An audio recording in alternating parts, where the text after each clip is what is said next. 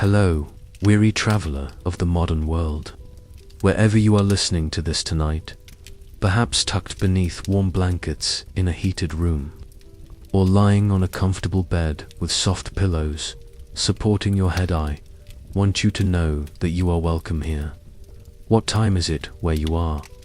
9 o'clock? 10? Perhaps it's well past midnight and sleep eludes you still. No matter.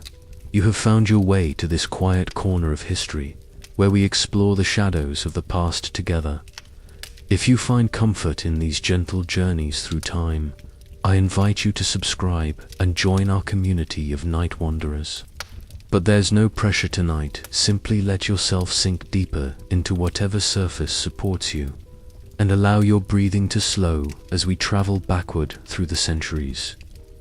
Tonight, we venture into one of history's most overlooked tragedies, the absolute misery of growing old in medieval Europe. We speak often of the brutality of medieval warfare, the devastation of plague, the crushing poverty of peasant life. But there was another kind of suffering that touched nearly every soul who lived long enough to experience eater suffering so complete, so hopeless, that it made the very blessing of longevity into a curse that few would willingly bear. Close your eyes now, and let me paint for you a picture of what it meant to watch your body fail you in an age without mercy, without medicine, without hope of relief. Let the weight of your own limbs settle into your mattress as we explore why. In the Middle Ages, to grow old was to enter a kind of living death that made even the grave seem like a gentle reprieve. Picture, if you will, the brutal reality that awaited every medieval soul, fortunate or perhaps unfortunate enough to survive childhood, plague, warfare, and famine. Growing old in the Middle Ages wasn't simply difficult. It was an exercise in prolonged torment that tested the very limits of human endurance. The elderly of medieval Europe faced a convergence of physical agony, social abandonment, and spiritual terror that transformed what should have been wisdom-filled golden years into a nightmare of decay and despair.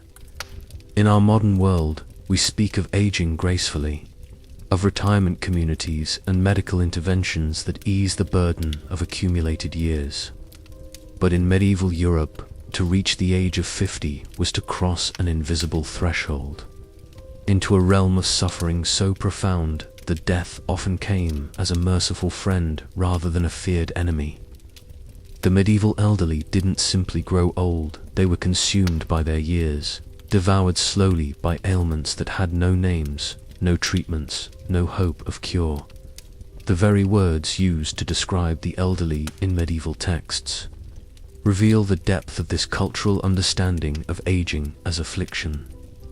They were not senior citizens or elders deserving of respect, but rather decrepit, withered, burdensome terms that spoke to bodies twisted by arthritis, minds clouded by what we now recognize as dementia, spirits broken by the accumulated weight of loss after loss after loss.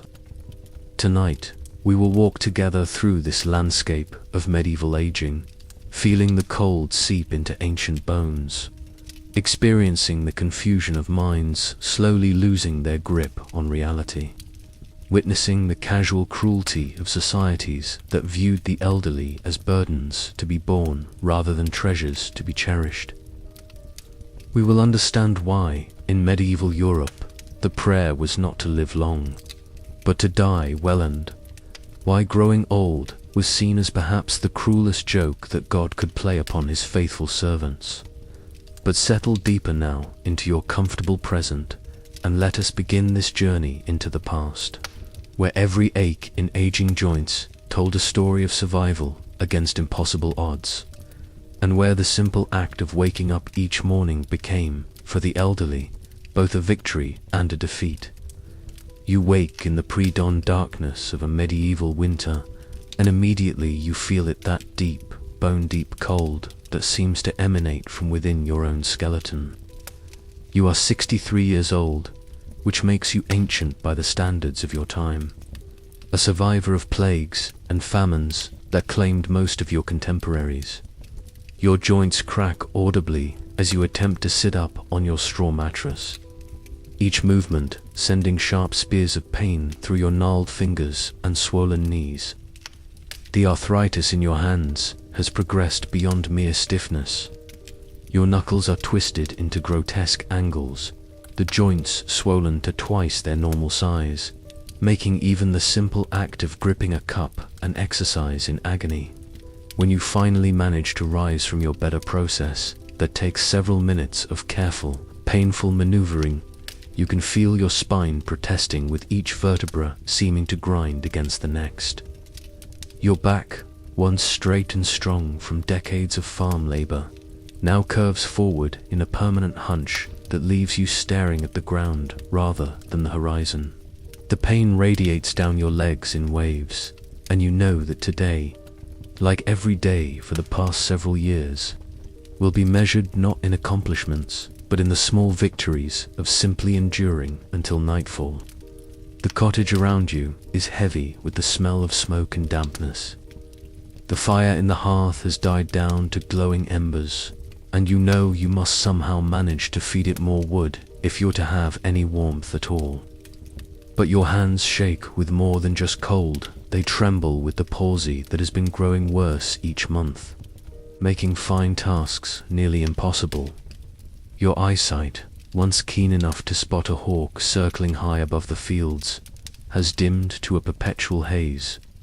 The world exists now in shadows and shapes, and you navigate more by memory and touch than by what little vision remains to you.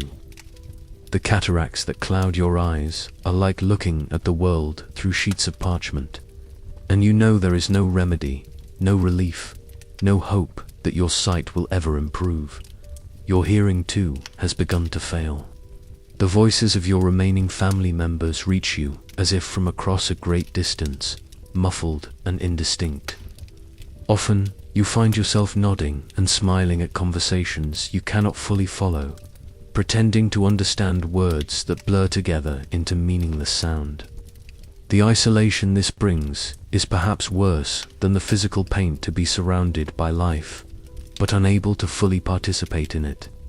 Your teeth, those that remain, ache constantly. Some have rotted away entirely, leaving tender, infected gaps in your gums that make eating an ordeal. The simple pleasure of breaking your fast with bread becomes a careful negotiation between hunger and pain, as you must soften even the smallest morsel with whatever liquid you can manage to swallow. But perhaps most frightening of all is what is happening to your mind. More and more often, you find yourself confused about where you are, what day it is, whether the people around you are your family or strangers. Sometimes you remember your mother calling for you, though she has been dead for 40 years. Sometimes you forget the name of your own son, or cannot recall what season it is despite the snow outside your door. This is not simply the forgetfulness of old age that we might recognize today. This is the slow, terrifying dissolution of self that medieval people witnessed without understanding, without compassion, and without hope of intervention.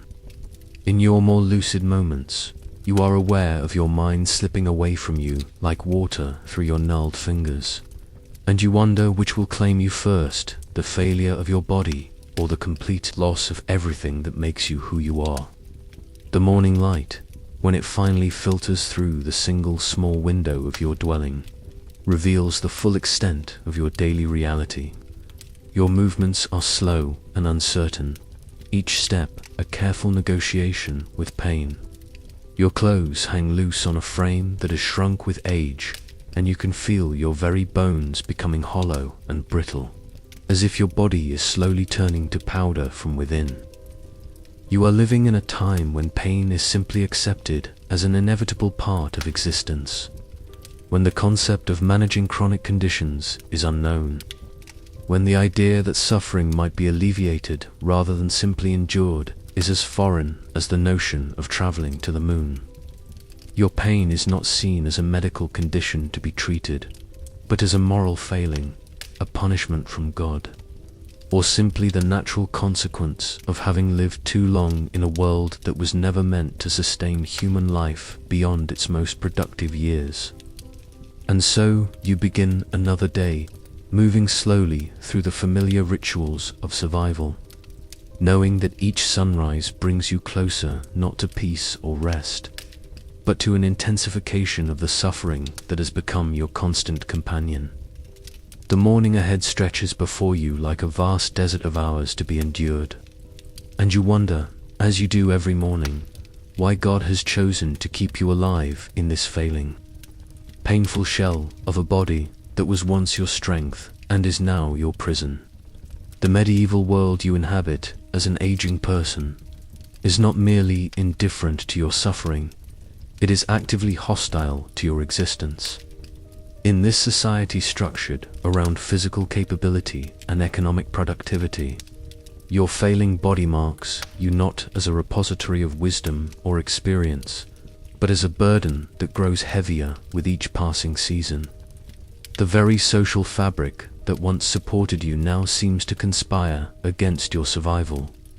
Your village, once a community where you held respect as a skilled craftsman or productive farmer, now views you through the lens of cold economic calculation.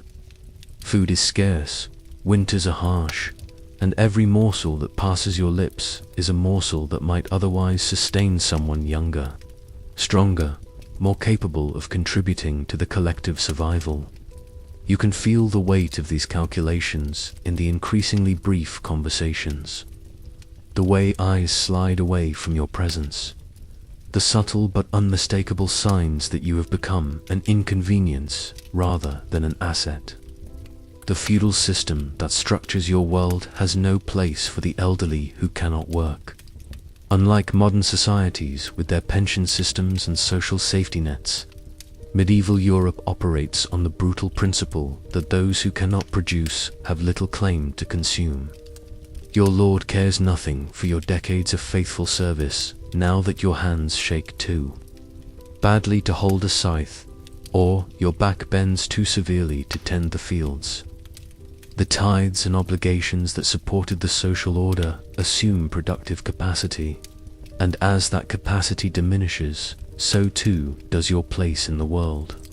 Your own family, though they may love you, face impossible choices. In a world where famine is always just one failed harvest away, keeping you fed and warm means less security for their own children.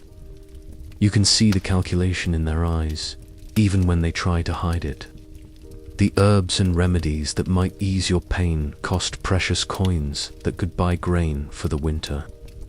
The time spent caring for you is time not spent working in the fields or tending to the needs of younger family members who represent the future of the lineage. The medieval understanding of medicine offers you nothing but false hope and additional suffering. The barber surgeons who pass through your village with their crude instruments and dangerous procedures are as likely to kill you as heal you. Their treatments bloodletting with rusted knives, purging with toxic herbs. The application of heated irons to inflamed joints often make your conditions worse rather than better. Yet these are the only options available, and even these come at costs that few elderly people can afford. The Church, which dominates every aspect of medieval life, offers you conflicting messages about your suffering. On one hand, you are told that your pain is a test of faith, a purification of the soul, a preparation for the eternal reward that awaits the righteous.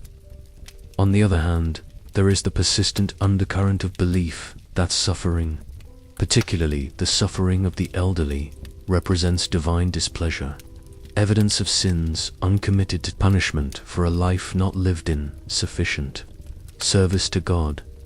The priests who visit your village speak of patience and acceptance, but they are young men with strong bodies who return each evening to well-fed communities. Their words of comfort ring hollow when you are lying awake at night, your joints screaming with pain, your mind confused and frightened, your body betraying you in ways that make you question whether life itself is worth the struggle to maintain it. Medieval law, such as it exists, provides no protections for the elderly. If you become too sick to care for yourself, too confused to manage your affairs, too weak to defend your possessions, there is no system in place to protect you from exploitation or abuse. Your neighbors, struggling with their own survival, may view your small hoarded possessions as resources that are being wasted on someone who will not live long enough to make use of them. The seasonal rhythms that once structured your life now become sources of terror. Each approaching winter brings the fear that you will not survive until spring. The cold that you once barely noticed now penetrates to your very bones, and you lack the physical resilience to generate the body heat necessary to maintain your core temperature. You watch younger family members preparing for winter, cutting wood, storing grain, mending clothes, and you know that while they work with hope for the spring to come, you work with the knowledge that each winter might be your last. Even the simple social pleasures that once brought meaning to your life are now tinged with isolation and loss. The community gatherings where stories were shared and bonds were strengthened become difficult to navigate with failing hearing and eyesight. The conversations that once flowed easily now require such effort to follow that you often find yourself sitting in silence, present in body, but increasingly absent in spirit. Your knowledge and experience, which in some cultures might be valued as wisdom, are seen in medieval Europe as increasingly irrelevant. The world changes slowly enough that techniques and knowledge might remain useful across generations. But the physical demands of medieval life mean that knowledge without the ability to apply it practically has little value. Your memory of how to predict weather patterns or manage livestock becomes meaningless when your hands shake too badly to guide a plow or your legs are too weak to chase a straying cow. The very language used to describe aging in your time reflects this social reality. You are not growing older with dignity. You are becoming decrepit, senile, burdensome. These are not merely descriptive terms, but moral judgments that reflect a society's belief that your continued existence represents a failure of proper order, a disruption of the natural cycle that should see the old make way for the young in a timely and efficient manner. As you navigate this hostile social landscape, you begin to understand why death is often welcomed by the medieval elderly not as a tragedy to be avoided, but as a release from a situation that has become unbearable. The social isolation, the economic insecurity, the physical pain, and the spiritual confusion combine to create a lived experience that makes the grave seem less like an ending and more like a homecoming here. Return to a state of peace that has been absent from your daily existence for far too long. Perhaps most terrifying of all the afflictions that visit the medieval elderly is the slow dissolution of the mind itself. You wake one morning and cannot remember the name of your youngest grandchild, though she was born just 5 years ago. You reach for a familiar tool and find your hands grasping at empty air, your mind unable to translate intention into action. The very essence of who you are begins to slip away, piece by piece, leaving you stranded in a body that continues to function while the person inside gradually disappears. The medieval world has no understanding of what we now call dementia, Alzheimer's disease, or the various forms of cognitive decline that can accompany aging. To your family and community, your increasing confusion is either a punishment from God, possession by evil spirits, or simply another sign that your usefulness has come to an end. There is no medical framework for understanding what is happening to you, no treatment protocols, no support systems designed to help you navigate this most frightening of transitions. Your days become a maze of confusion and terror.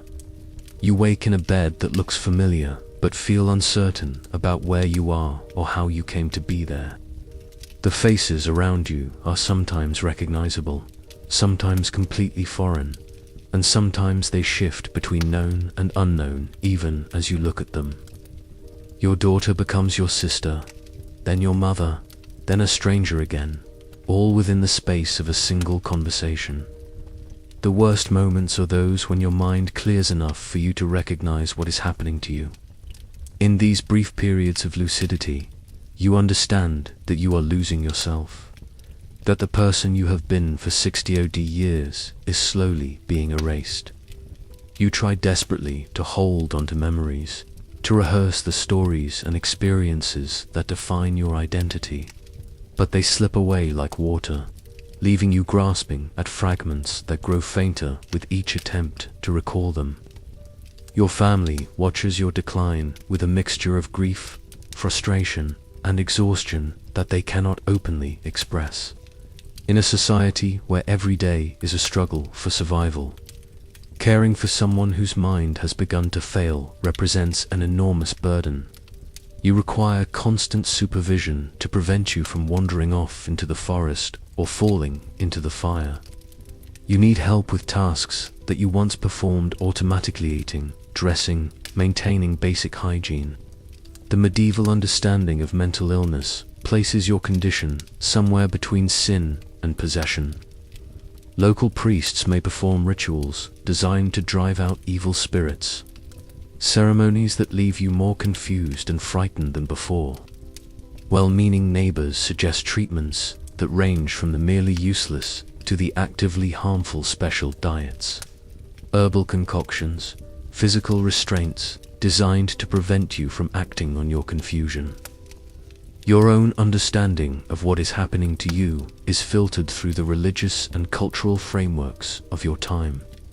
You may believe that God is punishing you for some forgotten sin, that demons have taken residence in your mind, or that your soul is being prepared for death by the gradual removal of earthly attachments. These explanations, while they may provide some comfort, also add layers of spiritual terror to an already frightening experience.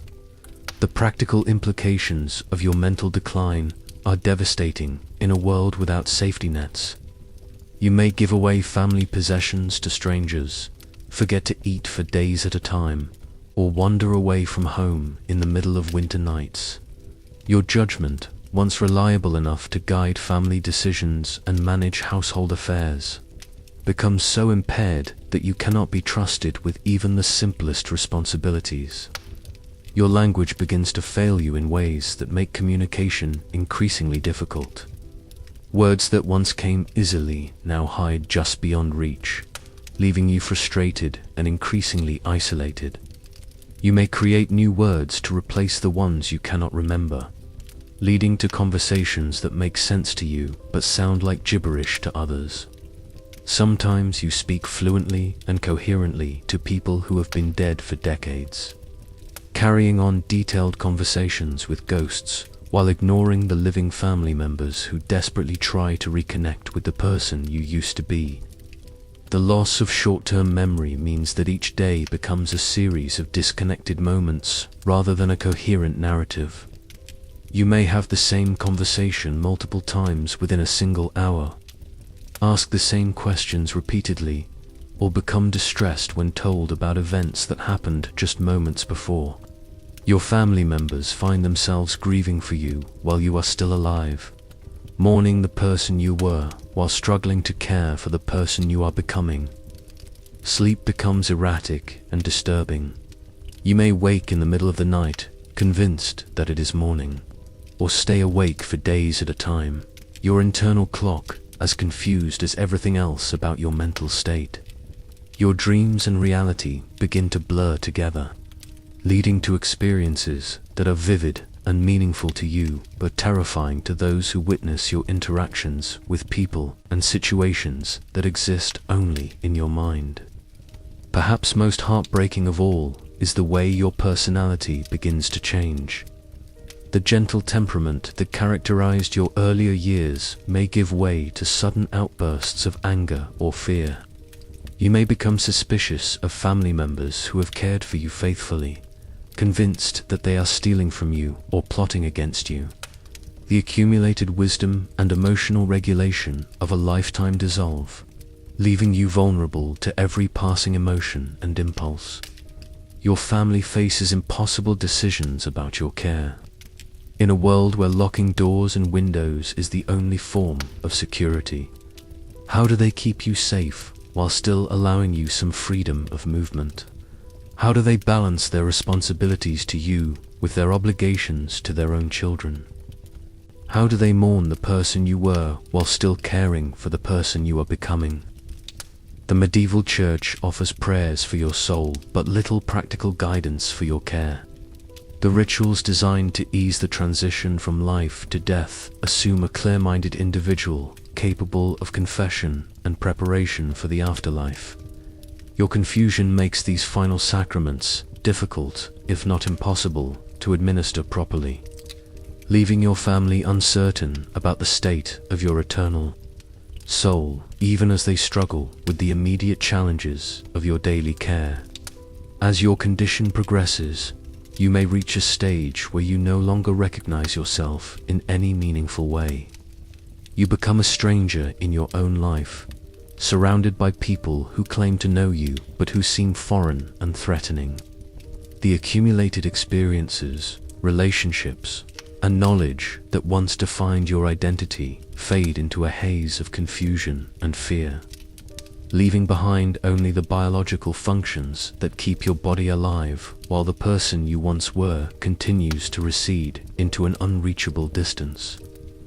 In your more lucid moments, you may pray for death, not because you want to leave this world, but because you want to escape the prison that your own mind has become. The medieval understanding of mental decline offers no hope for improvement, no treatments that might slow the progression, no support systems designed to help you maintain dignity and connection even as your cognitive abilities fail.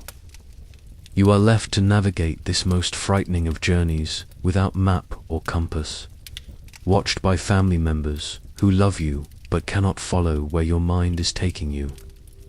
When pain becomes your constant companion in medieval old age, you discover that the medicine of your time offers not healing, but additional forms of suffering that often prove worse than the original ailments. The medical practitioners available to you, if you can afford their services, at all work from an understanding of the human body that is not merely primitive, but actively dangerous in its ignorance and confidence. Your swollen, arthritic joints bring you to the local barber surgeon, a man whose training consists primarily of apprenticeship to another practitioner equally ignorant of anatomy and disease. He examines your gnarled hands and twisted spine with the certainty of someone who believes that all illness stems from an imbalance of the four humus blood: phlegm, yellow bile, and black bile. Your obvious pain and disability are, in his understanding, the result of too much cold, wet phlegm accumulating in your joints, a condition that can only be corrected by restoring the proper balance through aggressive intervention. The treatment he prescribes is bloodletting, accomplished with a rust-stained knife that has seen service on dozens of other patients without ever being properly cleaned. You were told to lie still while he makes deep cuts in your arms, allowing your blood to flow into a basin until you become weak and dizzy. The theory holds that removing the corrupted blood will allow your body to generate fresh, properly balanced humus. But the reality is that you lose strength. You cannot afford to spare and expose yourself to infections that your aging immune system cannot fight. When the bloodletting fails to provide relief, as it inevitably does, the barber surgeon moves to more aggressive treatments. He applies heated irons to your swollen joints, burning your flesh in the belief that the heat will drive out the cold humors that cause your pain. The agony of these treatments is indescribable, and the burns they leave behind become sources of new infection that add to, rather than reduce, your suffering. Your failing eyesight brings its own set of medical tortures. The cataracts that cloud your vision are understood to be caused by a thickening of the humors in your eyes, a condition that medieval practitioners believe can be corrected by a procedure called couching. This involves inserting a sharp needle into your eye and attempting to push the clouded lens out of the line of sight. The procedure is performed without anesthesia, with nothing to numb the pain except perhaps a strong ale that does little to dull the sensation of metal piercing your eye. The success rate of couching is abysmal, and even when it works partially, the results are temporary. More often, the procedure results in complete blindness, severe infection, or both. But in a world where partial sight is seen as better than none at all, desperate elderly patients submit to treatments that are more likely to cause additional harm than provide any meaningful improvement. Your digestive problems, common in old age and exacerbated by a lifetime of poor nutrition and contaminated food, bring you into contact with herbalists and wise women whose remedies range from the merely ineffective to the actively poisonous. They prescribe concoctions made from plants whose properties are understood more through folklore than observation. Mixtures that may contain toxic compounds in doses that have never been tested for safety or efficacy. Mercury, lead, and other heavy metals are common ingredients in medieval medicines, administered in the belief that their weight and density will help them settle in the body and restore proper balance. These treatments slowly poison you, adding to your confusion and weakness, while providing no actual therapeutic benefit. The very act of seeking medical treatment becomes a source of additional suffering, as each remedy introduces new toxins into a body that is already struggling to maintain basic functions. Your mental confusion brings you to the attention of priests and exorcists, who believe that your failing memory and increasing disorientation are signs of demonic possession. The treatments they prescribe involve rituals designed to drive out evil spirits, ceremonies that may include physical restraint, forced fasting, exposure to extreme temperatures, and the administration of substances believed to be spiritually purifying but physically harmful. These religious interventions add psychological trauma to your other sufferings. You are told that your condition is the result of spiritual failing, that your pain and confusion are punishments for sins you may not even remember committing. The guilt and fear that these explanations generate become additional sources of distress, making your already difficult situation even more unbearable. Pain management, as we understand it today, simply does not exist in medieval medicine. The concept that suffering might be reduced without addressing its supposed underlying cause is foreign to medieval thinking. Pain is seen as a necessary component of healing, a sign that the body is responding to treatment rather than an experience that should be minimized. The idea that an elderly person might deserve comfort and relief regardless of their productivity or prospects for recovery is not part of the medical worldview. Opiates exist in medieval Europe, primarily in the form of preparations made from poppies, but they are rare, expensive, and poorly understood. The few practitioners who have access to these substances use them sparingly and often ineffectively, unable to calculate proper dosages or understand the principles of pain management that would make their use therapeutic rather than simply dangerous. The infections that plague your aging body are treated with methods that often make them worse rather than better. Wounds are packed with materials that may carry additional bacteria, treated with ointments that prevent proper drainage, or subjected to procedures that introduce new sources of contamination. The concept of sterile technique is unknown, and the same instruments and materials are used on multiple patients without any understanding of how diseases are transmitted. Your failing heart, struggling to pump blood through arteries, hardened by a lifetime of poor diet and physical stress, is treated with methods designed to stimulate circulation through force rather than support. You may be subjected to vigorous massage that taxes your cardiovascular system beyond its limits, given stimulants that increase your heart rate to dangerous levels, or advised to engage in physical activities that are beyond your body's capacity to sustain. The dental problems that plague most elderly people in your time bring you into contact with tooth pullers whose methods are crude and whose understanding of dental health is non-existent. Infected teeth are extracted with pliers, often breaking off at the gum line and leaving infected roots that continue to cause pain and spread disease. The loss of teeth makes eating difficult and nutrition poor, creating a cycle of declining health that medieval medicine is powerless to interrupt.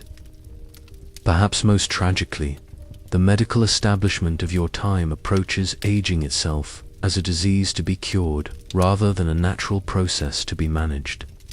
This leads to treatments designed to restore youth rather than support health, interventions that promise impossible results while inflicting very real harm. You may be prescribed exercises that are beyond your physical capacity, diets that deprive you of necessary nutrients, or treatments that aim to reverse the aging process through methods that have no basis in reality. The cumulative effect of medieval medical treatment is often to add suffering, to transform treatable conditions into life-threatening complications, and to reduce both the quality and quantity of life remaining to elderly patients. In seeking relief from the natural pains of aging, you often find yourself subjected to additional forms of torture that make your remaining years not more comfortable, but less bearable than they would have been without any medical intervention at all. Let me tell you about Margaret of Ashbury, a woman whose story echoes through the centuries as a testament to the particular cruelties that medieval society reserved for its elderly. Margaret lived to the remarkable age of 68, surviving the Great Famine of 1315, the Black Death that claimed her husband and 3 of her 5 children, and countless smaller disasters that swept through her village like seasonal storms. But survival, she learned too late, was not always a blessing.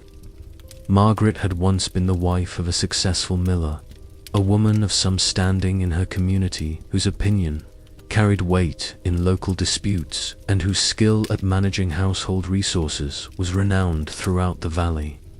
She had raised 7 children, burying 4 in infancy and childhood, and had seen her surviving offspring establish themselves in trades that brought honor to the family name. Her hands, once smooth and capable, had ground grain, kneaded bread, spun wool, and tended wounds with equal skill. But by her 60th year, those hands had become twisted claws, the joints swollen to grotesque proportions by arthritis that made every movement an exercise in endurance. Her back, bent from decades of heavy labor, curved forward so severely that she could no longer look directly at the faces of those who spoke to her. Her eyes, clouded by cataracts, turned the world into a landscape of shadows and shapes that shifted and blurred beyond recognition. When Margaret's son inherited the mill, he faced a choice that exemplified the harsh economics of medieval survival. The mill could support his own family, his wife, 3 young children, and an infant who required constant care, but adding his aging mother to the household would mean less food for everyone, less fuel for warmth, less resources for the emergencies that inevitably arose. Margaret understood this calculation as clearly as her son did, but understanding did not make acceptance any easier. She was moved to a small outbuilding behind the mill, a structure that had once housed pigs and was converted with minimal effort into something resembling human habitation.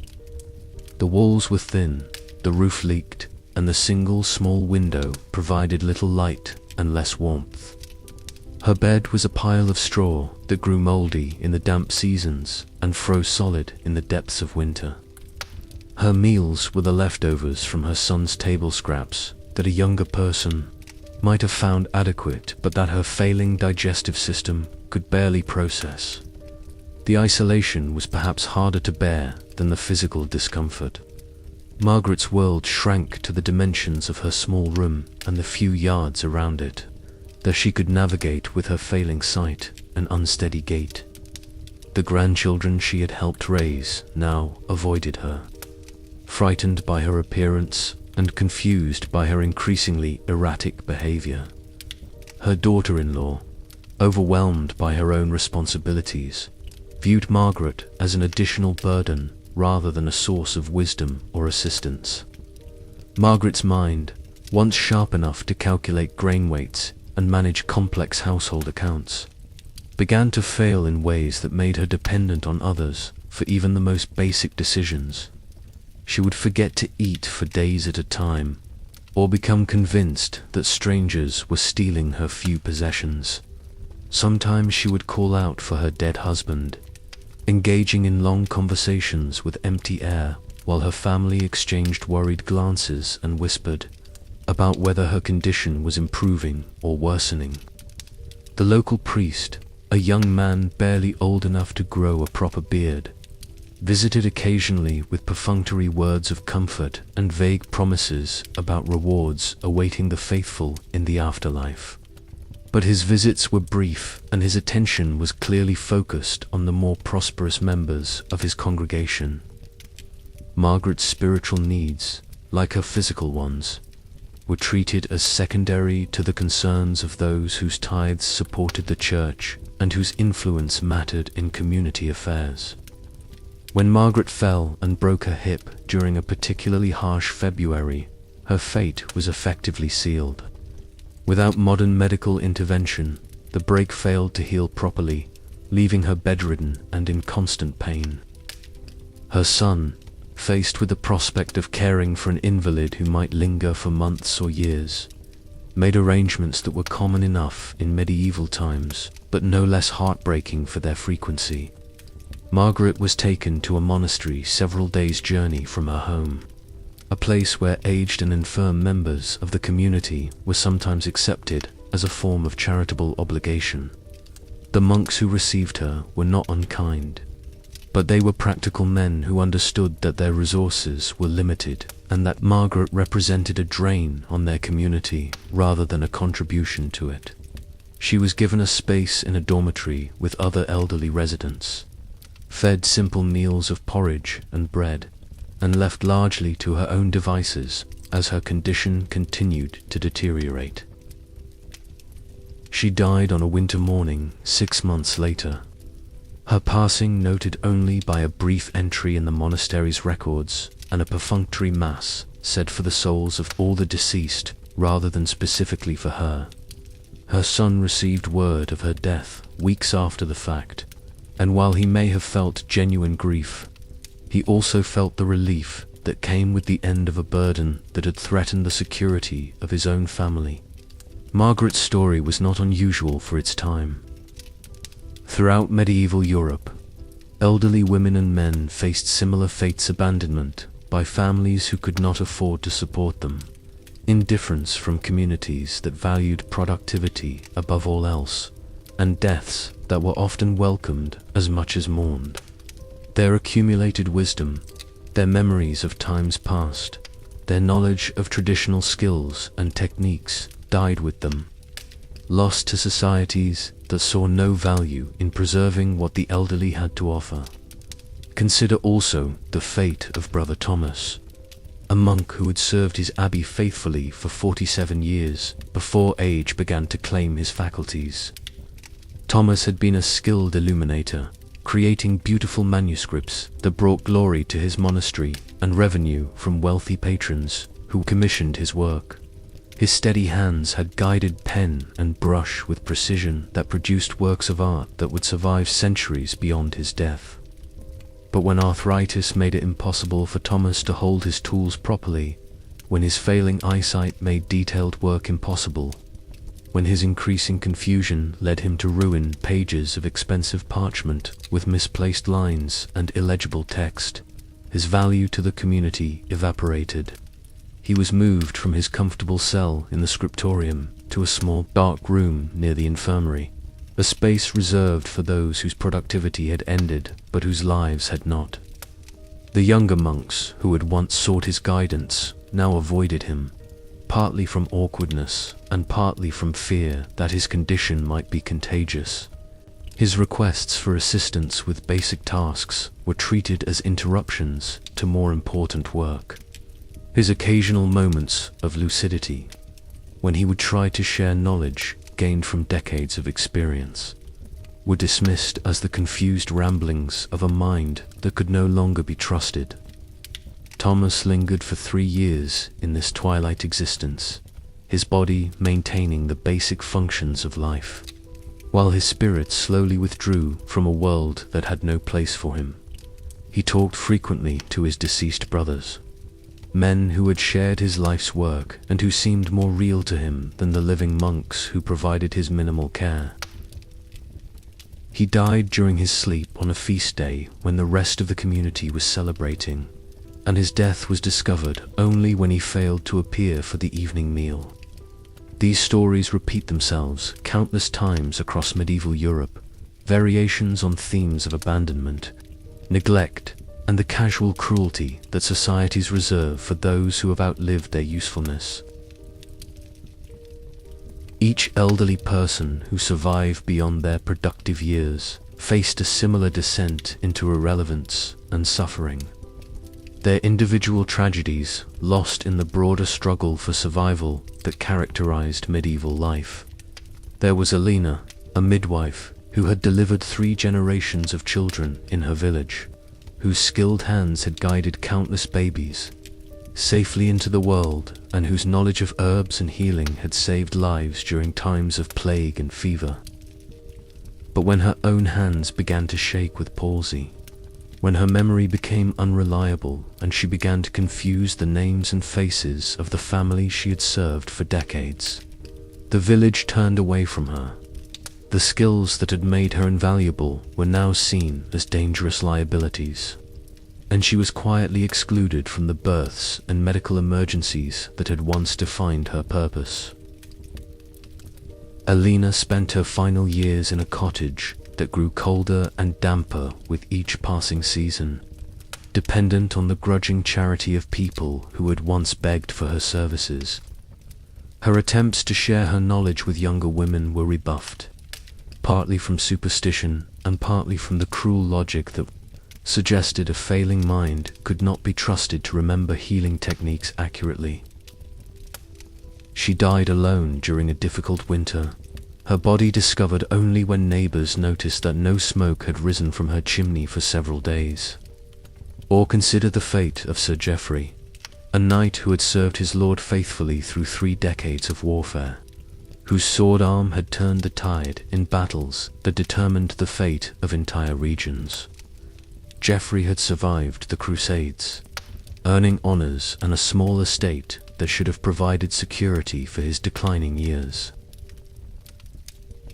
But the injuries accumulated over a lifetime of combat broken bones, poorly healed, wounds that never fully closed, damage to his internal organs from blunt trauma combined to create a cascade of health problems that no medieval medicine could address.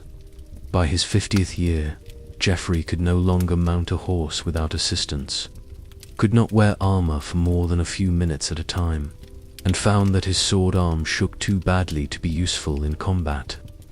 His lord, faced with maintaining a knight who could no longer fulfill his military obligations, began to look for ways to reduce the financial burden that Geoffrey represented. The small estate that had been granted for faithful service was gradually reduced as portions were reassigned to younger, more capable knights.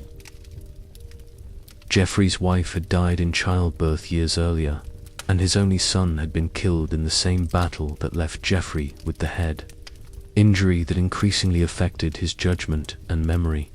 He found himself alone in a world that valued him only for capabilities he no longer possessed, watching his status and security evaporate as his body continued to fail. He died in poverty, a forgotten warrior whose sacrifices for his lord and country were eclipsed by his inability to continue serving in his diminished state. These individual tragedies were multiplied across every village, every monastery, every noble household in medieval Europe. The elderly were not simply neglected, they were actively discarded by societies that could not afford sentiment in the face of survival.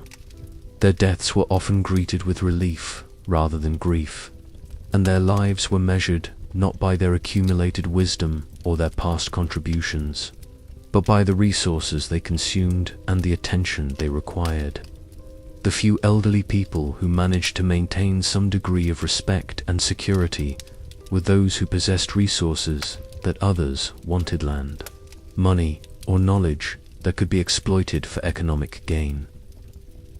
But even these fortunate few lived with the constant awareness that their protection was conditional, dependent on their continued ability to provide something of value to those around them. Most medieval elderly people died as they had lived their final years alone in pain, confused by minds that no longer served them reliably, and abandoned by societies that had no framework for understanding aging as anything other than failure. Their stories survive only in fragments, brief mentions in monastery records, references in wills and legal documents, occasional comments in letters and chronicles that reveal the casual cruelty with which medieval society treated its most vulnerable members. Tonight, as you lie in your comfortable bed with medical care available if needed, with heating systems that protect you from the cold, with social structures designed to support rather than abandon the elderly, remember Margaret and Thomas and Elena and Geoffrey.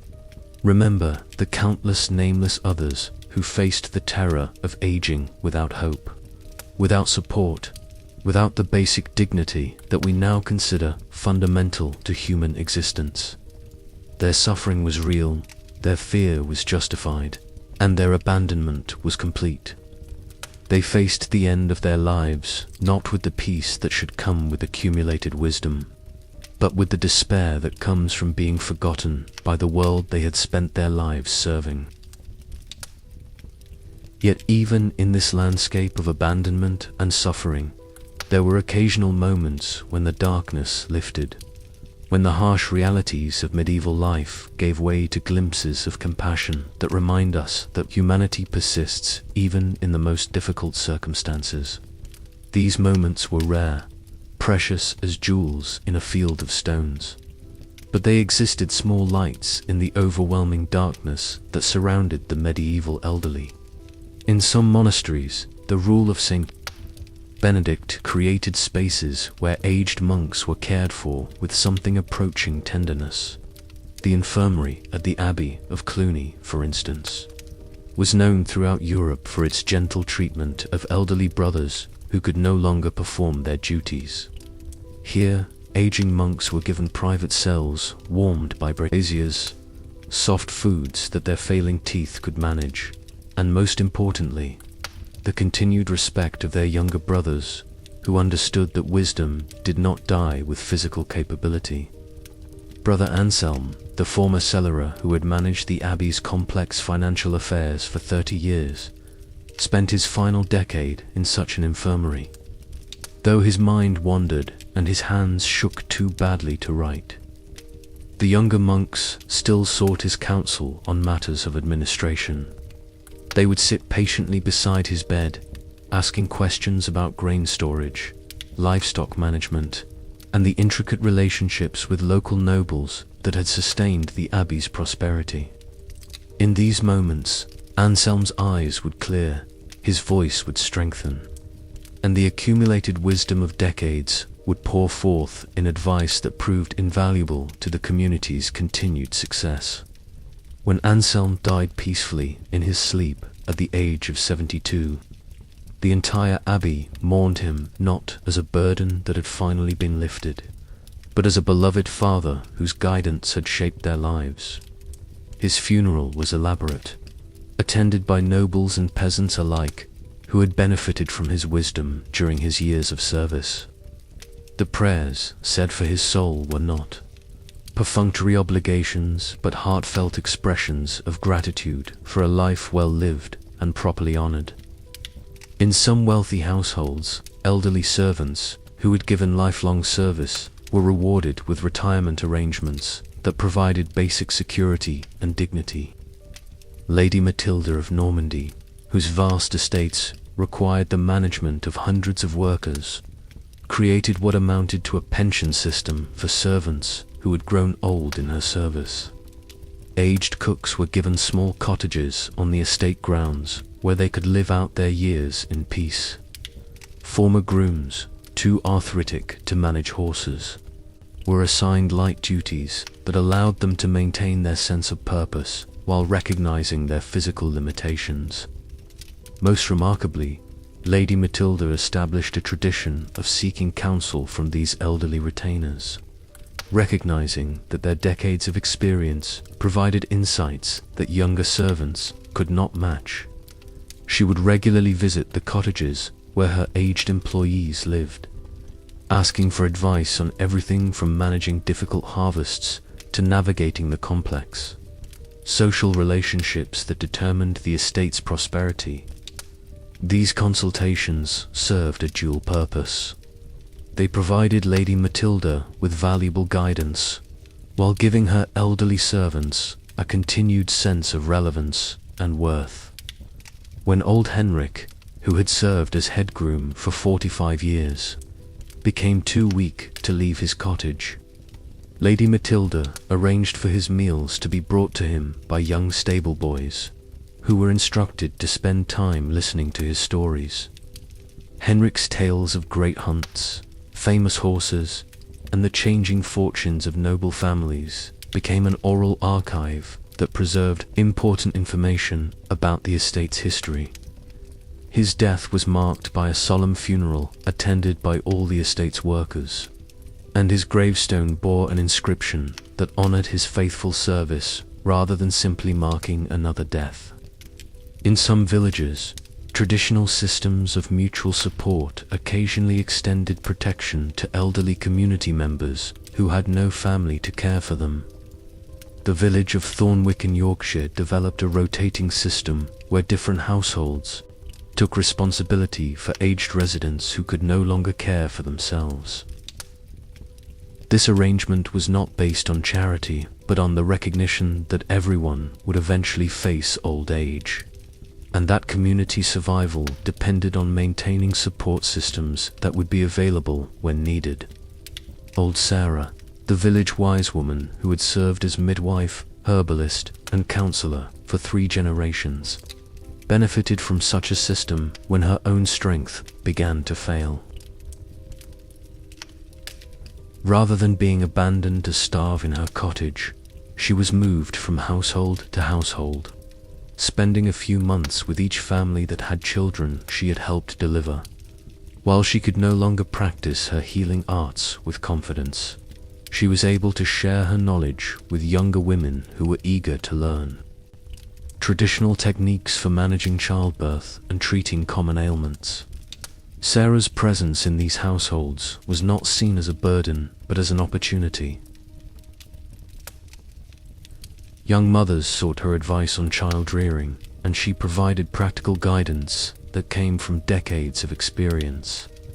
Her stories of past births, successful treatments, and the natural cycles that governed health and illness became teaching tools that preserved valuable knowledge for future generations. When she died at the age of 67, the entire village contributed to her funeral expenses, and her grave became a site where pregnant women would come to pray for safe deliveries. Some medieval guilds developed systems for supporting their elderly members that went beyond simple charity to recognize the continued value of experienced craftsmen. The Stonemasons Guild in Paris created workshops where aged members could pass on their skills to apprentices while working on projects suited to their capabilities. Master Gigam, whose hands had shaped stone for the Cathedral of Notre Dame, spent his final years teaching young masons the secrets of reading stone, selecting materials, and creating the precise measurements that ensured structural integrity. Though Gillam could no longer lift heavy stones or work for long hours, his knowledge was considered so valuable that the guild paid him a regular stipend and provided him with comfortable housing near the workshop. Young masons would bring him pieces of stone, asking for his assessment of their quality and suitability for different purposes. His ability to predict how stone would weather, how it would respond to carving, and how different pieces would work together was seen as irreplaceable knowledge that needed to be preserved. When Guillermo's eyesight began to fail, apprentices were assigned to serve as his hands, cutting stone according to his detailed instructions. The collaborative works they produced were considered among the finest examples of the guild's craftsmanship, combining the strength and stamina of youth with the wisdom and experience that could only come from a lifetime of working with stone. Guillaume's death was mourned not only by his fellow guild members, but by the entire community of craftsmen, who recognized that irreplaceable knowledge had been lost. These examples of compassion and respect for the elderly were exceptional rather than typical, representing the best impulses of medieval society rather than its normal practices. They demonstrate that even in times of scarcity and hardship, some communities found ways to honor their elderly members and recognize that survival depended not only on physical strength, but on the accumulated wisdom and experience that came with age. The rarity of these positive examples makes them all the more precious, like flowers blooming in a harsh landscape where most plants struggle simply to survive. They remind us that the capacity for compassion and respect exists even in the most difficult circumstances, and that the treatment of the elderly serves as a measure of a society's humanity and moral development. Yet even these moments of grace were fragile, dependent on the goodwill of individuals rather than systematic protections, and vulnerable to the economic pressures and social disruptions that characterized medieval life. A bad harvest, a war, a change in leadership could quickly transform even the most compassionate communities into places where the elderly were once again seen as burdens rather than treasures. The brief respites from suffering that some medieval elderly experienced only served to highlight the overwhelming darkness that surrounded most of their contemporaries, making their stories both inspiring and heartbreaking in their rarity. As you lie in your medieval bed, feeling the cold seep through the thin walls of your dwelling, you carry within your aging body not just the pain of failing joints and dimming senses, but the accumulated weight of a lifetime of losses that grow heavier with each passing year. The medieval elderly did not simply face physical decline. They endured the gradual erosion of everything that had once given their lives meaning, watching helplessly as death claimed not only their contemporaries, but entire worlds that had sustained their sense of identity and purpose. By your 60th year, you have buried your parents, whose deaths marked the end of your childhood sense of safety and protection. You have laid to rest siblings who shared your earliest memories, the only other people who remembered your father's laugh or your mother's lullabies. These deaths took with them entire portions of your personal history, conversations and shared experiences that died with the people who had lived them alongside you.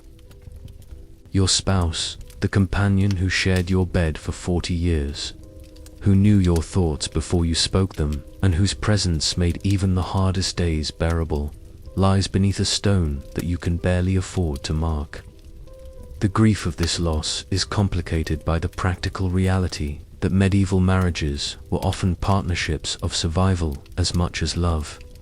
And losing your spouse means losing not only emotional support, but also a crucial contributor to the household's economic stability. You have carried too many small coffins to the churchyard, watching as children you hoped would outlive you were claimed by diseases that medieval medicine could not prevent or cure. Each of these losses carved away a piece of your future, eliminating the comfort of knowing that your lineage would continue, that someone would remember your name and carry forward the values you had tried to instill.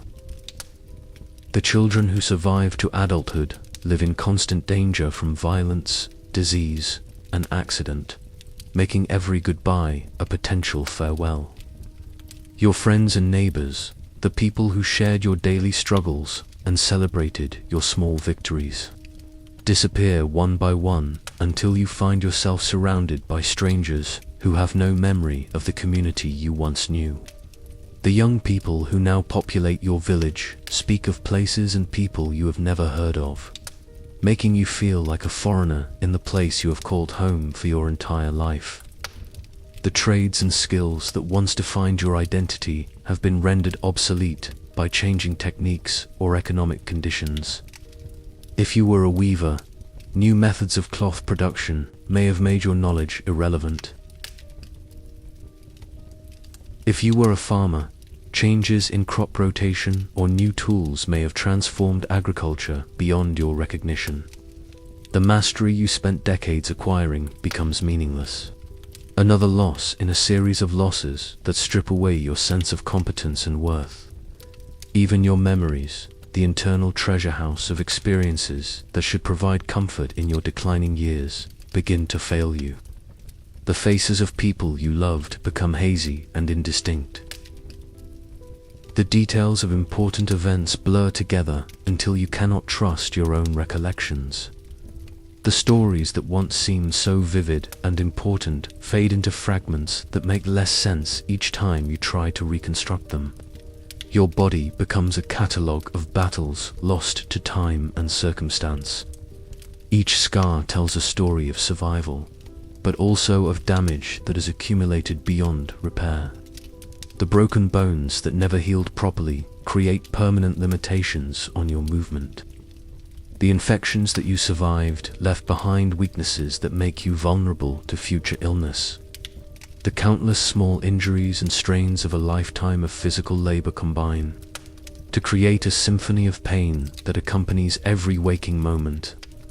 Your senses, which once connected you to the world around you, begin to fail in ways that increase your isolation and confusion. The familiar sounds of your environment become muffled and distorted. The faces of people you have known for years become unrecognizable. The tastes and smells that once brought pleasure to simple meals fade until food becomes merely fuel rather than enjoyment. Your sleep, once the refuge where you could escape the difficulties of daily life, becomes another source of distress. Dreams and reality blur together in ways that leave you uncertain about what has actually happened and what exists only in your mind. You may wake convinced that your long-dead spouse is calling for you, or that children who died decades ago are crying for your attention. The rest that your aging body desperately needs is interrupted by confusion, pain, and the fear that comes with losing control over your own mental processes.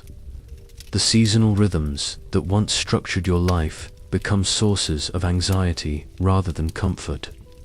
Each winter brings the fear that you lack the strength to survive until spring. Each harvest season reminds you of the productive years when your labor contributed to your family's security, making your current dependence more painful by contrast. The festivals and celebrations that once brought joy now highlight your isolation and the absence of people who once shared these occasions with you. Your relationship with God, which may have provided comfort and structure throughout your life, becomes complicated by questions about why you have been allowed to live long enough to experience such comprehensive loss and suffering. The prayers that once brought peace may now feel hollow, and the promises of eternal reward may seem distant and uncertain. When weighed against the immediate reality of daily pain and confusion, you begin to understand that growing old in medieval Europe means not just facing your own mortality, but witnessing the death of everything that once made life worth living. Your world contracts gradually, season by season, loss by loss, until you exist in a bubble of diminished capacity, surrounded by the ghosts of people, places, and purposes that once gave your existence meaning. The young people around you, focused on building their own lives and facing their own challenges, cannot understand the depth of this accumulated grief. They see only an elderly person who requires care and attention, not someone who is carrying the weight of an entire lifetime of relationships, achievements, and experiences that have been gradually stripped away by time and circumstance. This is perhaps the cruelest aspect of medieval aging, not just the physical pain or the social abandonment, but the emotional and spiritual devastation that comes from outliving everything that once made you who you are. You become a stranger in your own life, surrounded by reminders of losses that can never be recovered, and facing a future that offers only the promise of additional diminishment until death finally brings the release that has become more mercy than tragedy. The acceptance that eventually comes to the medieval elderly is not peace, but exhaustion, the tired recognition that resistance is futile, and that the best you can hope for is to endure whatever time remains with as much dignity as your circumstances allow. This acceptance is not wisdom but defeat, the final surrender in a battle that was never winnable but had to be fought until the very end. In the deepest hours of winter nights, when the cold penetrates even the thickest walls and sleep brings no rest from pain, you begin to understand why the medieval elderly spoke of death not as an enemy to be feared, but as a friend whose arrival would bring the peace that life no longer offered. This relationship with mortality was not born of despair, but of a hard-won wisdom that recognized when existence had become a burden too heavy to bear with grace. You have reached the point where each dawn brings not hope for the day ahead, but weary surprise that you have survived another night. Your body, that faithful servant that carried you through decades of labor and struggle, has become a prison of pain and limitation that makes even the simplest tasks exercises in endurance. The mind that once served as your guide through life's complexities now betrays you with confusion and fear, leaving you stranded in a reality that shifts and changes beyond your ability to comprehend. The medieval understanding of death as a natural and even welcome conclusion to a life well lived provides a framework that modern people often struggle to accept. In your time, death is not seen as a medical failure to be prevented at all costs, but as a transition that comes when the soul has completed its earthly journey and is ready to return to its Creator. This perspective, while it may seem foreign to contemporary sensibilities, offers a form of comfort that makes the final stages of life more bearable. Your preparation for death has been ongoing for years, not out of morbid fascination, but out of practical necessity. You have made your peace with God through regular confession, have arranged for masses to be said for your soul, and have distributed what few possessions you own according to your wishes and the needs of your surviving family members. This preparation is not rushed or desperate, but methodical and considered, reflecting a lifetime of understanding that death is the inevitable conclusion to every human story. The rituals surrounding death in medieval Europe are designed to ease this transition for both the dying and their survivors. When your time comes, your family will gather around your bed not to fight death, but to accompany you on your final journey. They will light candles to guide your soul toward the light of eternity. will say prayers that commend your spirit to God's mercy, and will offer you the comfort of knowing that you are not facing this ultimate transition alone. The priest who comes to administer the last rites does not arrive as a stranger, but as someone who has known you throughout your life, who has witnessed your struggles and celebrated your achievements, who understands your individual story within the larger narrative of your community's spiritual life. His prayers are not generic formulas, but personal appeals for mercy that take into account your specific circumstances and the particular challenges you have faced. Your final confession is not simply a catalogue of sins to be forgiven, but an opportunity to achieve the peace that comes with complete honesty about your life's failures and successes. The absolution you receive is not just a spiritual transaction, but a release from the weight of guilt and regret that every human being accumulates over the course of a lifetime. This forgiveness allows you to approach death with a clean conscience, freed from the burden of unresolved spiritual debts. The medieval concept of a good death emphasizes consciousness and preparation rather than the absence of pain. You are encouraged to remain alert and aware during your final hours, using this time to offer final words of wisdom to your family, to seek forgiveness from those you may have wronged, and to prepare your soul for the judgment that awaits beyond the grave. This consciousness allows you to maintain dignity and agency even in death, making the transition an active choice rather than a passive surrender. Your family's grief, when it comes, will be real and deeply felt, but it will also be tempered by relief that your suffering has ended and by confidence that your soul has found peace. Medieval Christianity's emphasis on the afterlife provides a framework for understanding death not as an ending, but as a transition to a better state of existence, where pain and confusion no longer hold power over the human spirit. The community's response to your death reflects an understanding that every person's passing diminishes the whole, but also that death is a natural part of the cycle that allows new life to flourish. Your funeral will be attended not only by family members, but by neighbors, fellow parishioners, and community members who recognize that your death marks the end of a unique story that deserves to be acknowledged and remembered with respect. The prayers said for your soul after death are not empty rituals, but ongoing expressions of love and concern that reflect the medieval belief that the living and the dead remain connected through bonds that transcend physical existence. These prayers provide comfort to your survivors, while also ensuring that your memory remains alive in the community's collective consciousness. Your grave, marked with whatever stone your family can afford, becomes not just a marker of death, but a place where future generations can come to remember your life and seek inspiration from your example. The cemetery where you rest is not seen as a place of horror or abandonment, but as a community of souls waiting for the resurrection that will reunite them with their loved ones in eternal peace. The wisdom you gained through your difficult final years, the understanding that physical decline is not spiritual failure, that pain can coexist with faith, that death is not defeat but completion becomes part of the legacy you leave to those who will follow your path.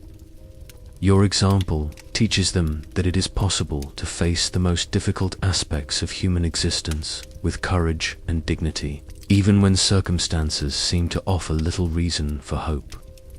In your final moments, as consciousness begins to fade and the boundaries between this world and the next become permeable, you may experience the peace that has eluded you for so long. The pain that has been your constant companion gradually recedes, the confusion that clouded your thoughts clears away, and you find yourself surrounded not by the limitations of your failing body, but by the infinite possibilities that await beyond the veil of mortal existence. Your last breath comes not as a defeat, but as a victory, the final step in a journey that has tested every aspect of your character and faith. The struggles you endured, the losses you survived, the pain you bore with as much grace as you could manage, all of these become part of a completed story that has meaning and value despite its difficulties. Death, when it finally claims you, comes as the friend you learned to recognize in your darkest hours, not as destroyer, but as liberator, not as enemy, but as the gentle guide who leads you home to a place where old age cannot follow, where pain cannot reach, and where the accumulated wisdom of a lifetime of suffering is finally rewarded with the peace that was always promised but seemed so distant during your earthly struggles. But let us linger a while longer in these quiet medieval nights, dear listener, for there are more shadows to explore, more whispered truths about the experience of growing old in an age without mercy. Settle deeper into your warmth, and let us continue our gentle journey through the rituals and customs that surrounded decline in medieval Europe. Those daily ceremonies of diminishment that marked the passage from useful citizen to burdensome relic. In medieval society, the process of aging was not a gradual transition, but a series of stark thresholds that, once crossed, could never be recrossed. There was the day when your hands first shook too badly to thread a needle, marking the end of your ability to contribute to the household's textile work. There was the morning when you could no longer lift a full bucket of water from the well, signaling that even the most basic tasks were now beyond your capability. There was the evening when you first became confused about which of your grandchildren was speaking to you, announcing the beginning of your mind's betrayal of everything you had once held certain. These moments were observed by your family and community with a mixture of sadness and calculation that reflected the harsh realities of medieval survival. Each lost capability was not merely a personal tragedy, but an economic problem that required practical solutions. When you could no longer spin wool with steady hands, arrangements had to be made for someone else to take over this essential task. When you could no longer remember the proper procedures for preserving meat through the winter, your knowledge had to be transferred quickly to younger family members before it was lost entirely. The medieval household operated as a carefully balanced economic unit where every person's contribution was measured against their consumption. Your passage from contributor to dependent was marked by subtle but unmistakable changes in how you were treated and regarded.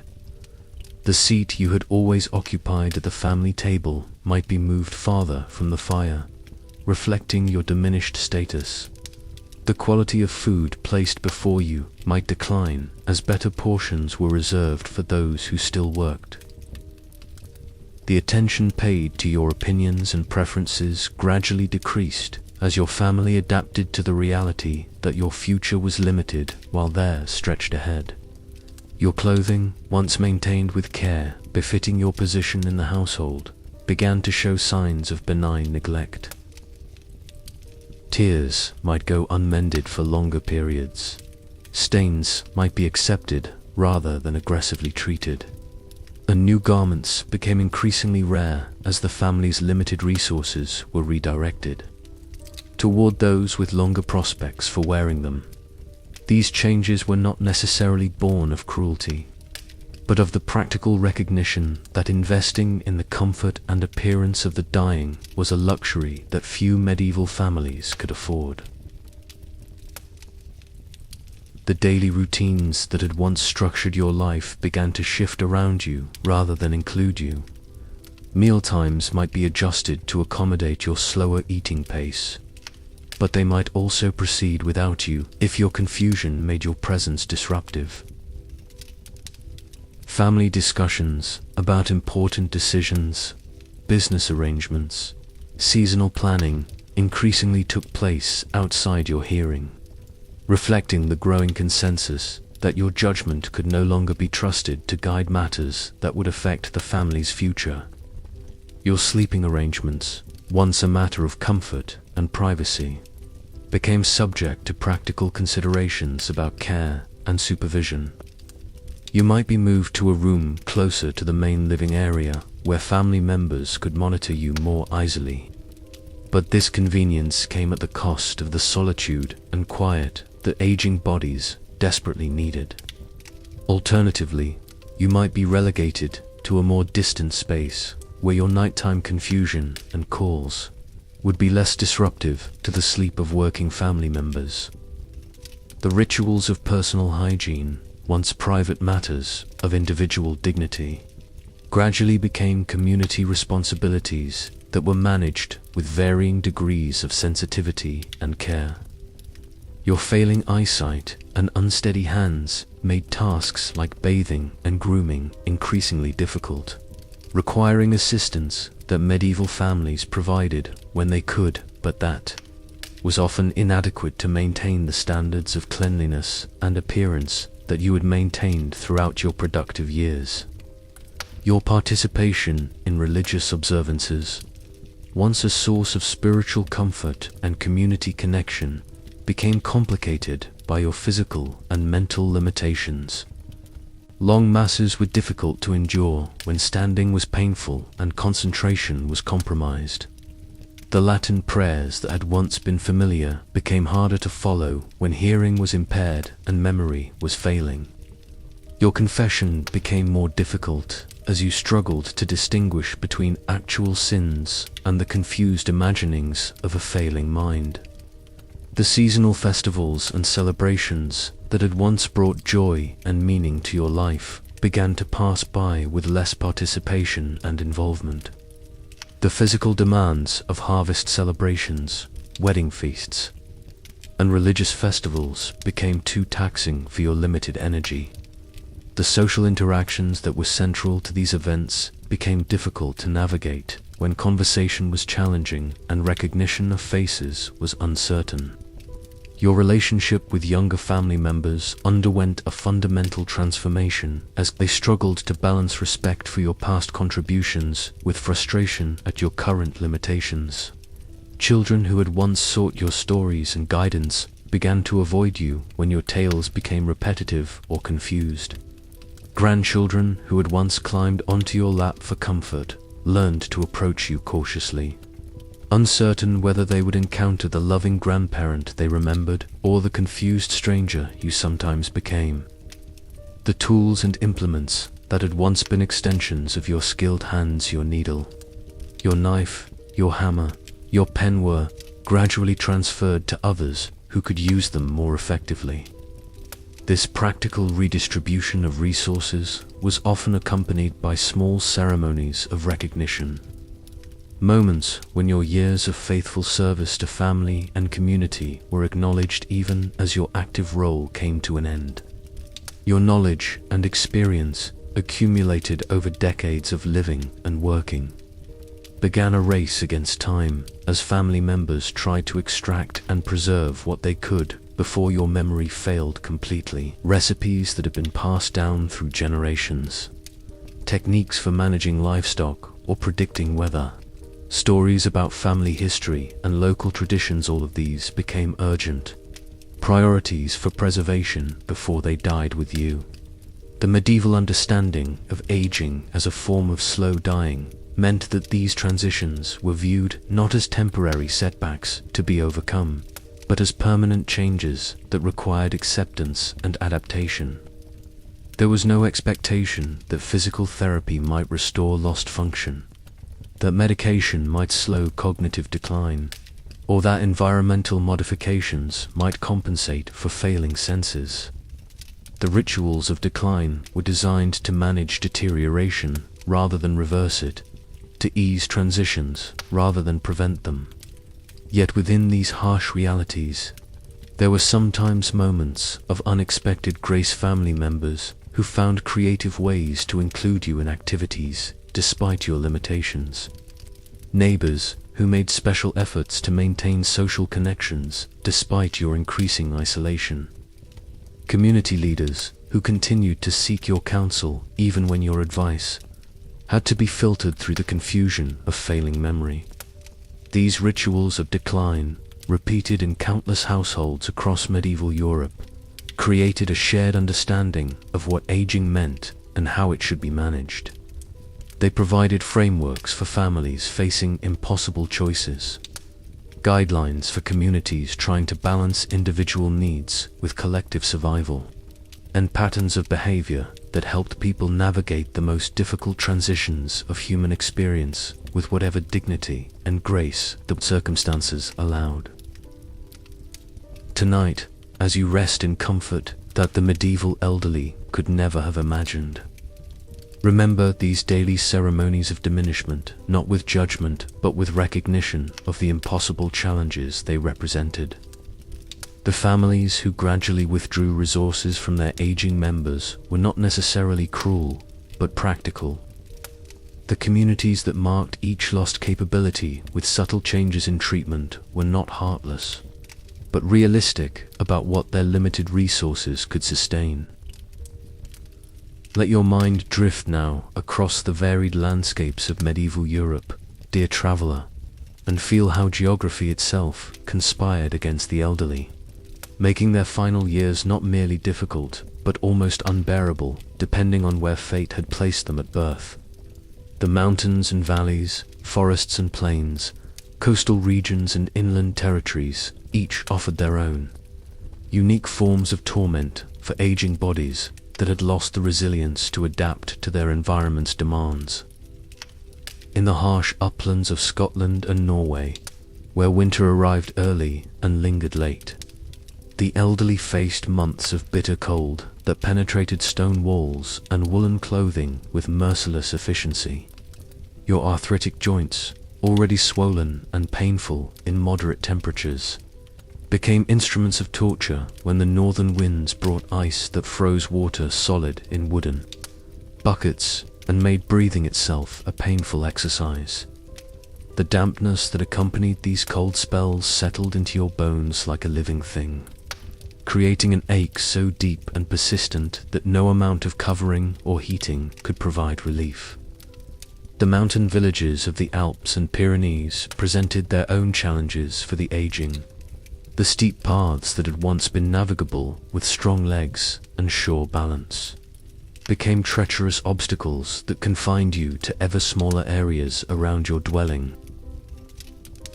The thin air at high altitudes made breathing difficult for lungs already compromised by age and the accumulated damage of a lifetime spent inhaling smoke from poorly ventilated fires. Each step required effort that younger bodies took for granted, and the isolation imposed by geography was intensified by the isolation imposed by physical incapacity. Picture yourself in one of these mountain settlements, watching through a small window as younger family members navigate trails that you can no longer manage. The village, the church, the market that had once been regular parts of your life become as distant as foreign countries, accessible only through the reports of others who return with news of a world that continues to exist beyond your reach. Your universe contracts to the dimensions of your dwelling and perhaps a small yard where you can sit when the weather permits, watching the mountains that had once represented freedom and possibility become walls of stone that imprison you in diminished circumstances. In the low-lying regions of the Netherlands and eastern England, where water was never far from the surface and humidity was a constant companion, the elderly faced different but equally challenging conditions. The dampness that rose from marshes and flood-prone rivers settled into aging joints and lungs, creating conditions that promoted the growth of infections and exacerbated the breathing problems that often accompanied advanced age. Your cottage, built on ground that was never fully dry, became a breeding ground for the molds and fungi that attacked already compromised respiratory systems. The coastal regions, while they might seem more temperate, brought their own forms of suffering for the elderly. The salt air that had once seemed invigorating now irritated, sensitive eyes and inflamed the open sores that appeared on aging skin. The storms that rolled in from the sea brought rapid changes in atmospheric pressure that made arthritis flare and created headaches that could last for days. The constant sound of wind and waves, once comforting, could become overwhelming for elderly ears that struggled to filter background noise from important sounds. Consider the particular misery of growing old in the great forests of Germany or France, where the canopy blocked much of the sun's warming light and the ground remained perpetually damp with fallen leaves and forest runoff. The isolation of forest dwellings meant that help was far away when emergencies arose, and the deep shadows that characterized these environments could intensify the depression and confusion that often accompanied aging. The sounds of the forest creaking trees, rustling undergrowth, the calls of unseen animals could become sources of anxiety for minds that had begun to lose their ability to distinguish between real and imagined threats. In the Mediterranean regions, where the sun's heat might seem a blessing to those from northern climates, the elderly faced different challenges as their bodies lost the ability to regulate temperature effectively. The intense summer heat that younger people could escape by seeking shade or limiting their activity became unbearable for aging bodies that could no longer sweat efficiently or adjust their circulation to cope with temperature extremes. The dry air that characterized these regions could exacerbate breathing problems and make the persistent coughs that plagued many elderly people even more painful. The urban environments that were beginning to emerge in medieval Europe presented their own unique challenges for the aging. The narrow, winding streets of growing cities like Paris or London became obstacle courses for elderly people, whose balance was uncertain and whose eyesight was failing. The noise and commotion of urban life could be overwhelming for senses that had become hypersensitive or confused. The air quality in medieval cities, compromised by smoke from countless fires and the waste of growing populations, was particularly harmful to the respiratory systems of the elderly. Picture yourself trying to navigate the cobblestone streets of a medieval city with legs that shake and eyes that can barely distinguish shapes from shadows. The merchants calling their wares create a cacophony that makes it difficult to concentrate on the already challenging task of walking safely. The crowds of people moving with purpose and urgency around you make you feel like a stone in a rapidly flowing stream, an obstacle to be avoided rather than a person to be assisted.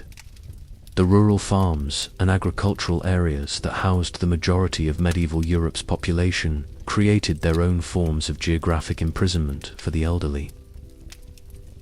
The fields that had once been your workplace became landscapes you could only observe from a distance, watching others perform the tasks that had once defined your identity and worth. The seasonal rhythms that had structured your entire life continued around you, but your participation was limited to observation and increasingly unclear memory of how things should be done. The rivers and waterways that served as highways for trade and communication in medieval Europe became barriers rather than connections for the elderly who could no longer travel safely.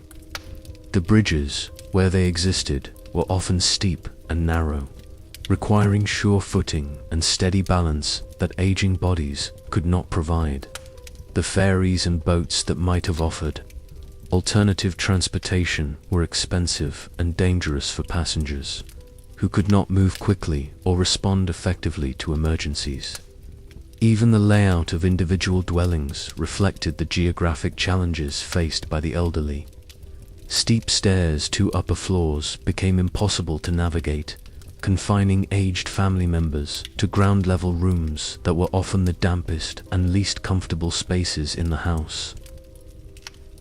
Root cellars and storage areas that had once been easily accessible became unreachable, limiting the elderly person's ability to contribute to household management or retrieve their own possessions. The very soil and stone of different regions created different challenges for those who had lost the strength to adapt to their environment. Clay soils that became slippery and treacherous in wet weather, rocky ground that was difficult to walk on with uncertain footing, sandy areas where walking required extra effort that aging legs could not provide. All of these geographic features that had been minor considerations for younger bodies became major obstacles for the elderly. The seasonal variations that characterized different regions of medieval Europe also affected the elderly disproportionately. In areas with dramatic seasonal changes, the transition periods became times of particular vulnerability when aging bodies struggled to adapt to shifting temperatures and daylight patterns. The long, dark winters of northern regions could intensify depression and confusion, while the extended heat of southern summers could become life-threatening for those who could no longer regulate their body temperature effectively. Tonight, as you rest in a climate-controlled environment where geography has been tamed by technology and infrastructure, remember the medieval elderly, who faced not only the universal challenges of aging, but also the specific torments that their physical environment added to their suffering. Their pain was intensified by cold that could not be escaped. Their isolation was deepened by terrain that could not be navigated. And their final years were shaped as much by the accidents of geography as by the inevitable processes of physical decline. In the flickering candlelight of medieval healing chambers, where ignorance masqueraded as wisdom and superstition dressed itself in the robes of learning, the elderly found themselves trapped in a web of medical theories that often hastened their decline rather than eased their suffering. Let us walk together through this landscape of well-intentioned torture, where the very people charged with providing relief became unwitting agents of additional torment. The foundation of medieval medicine rested upon the ancient theory of the four humus: blood, phlegm, yellow bile, and black bile, whose supposed imbalance was believed to cause all human ailments.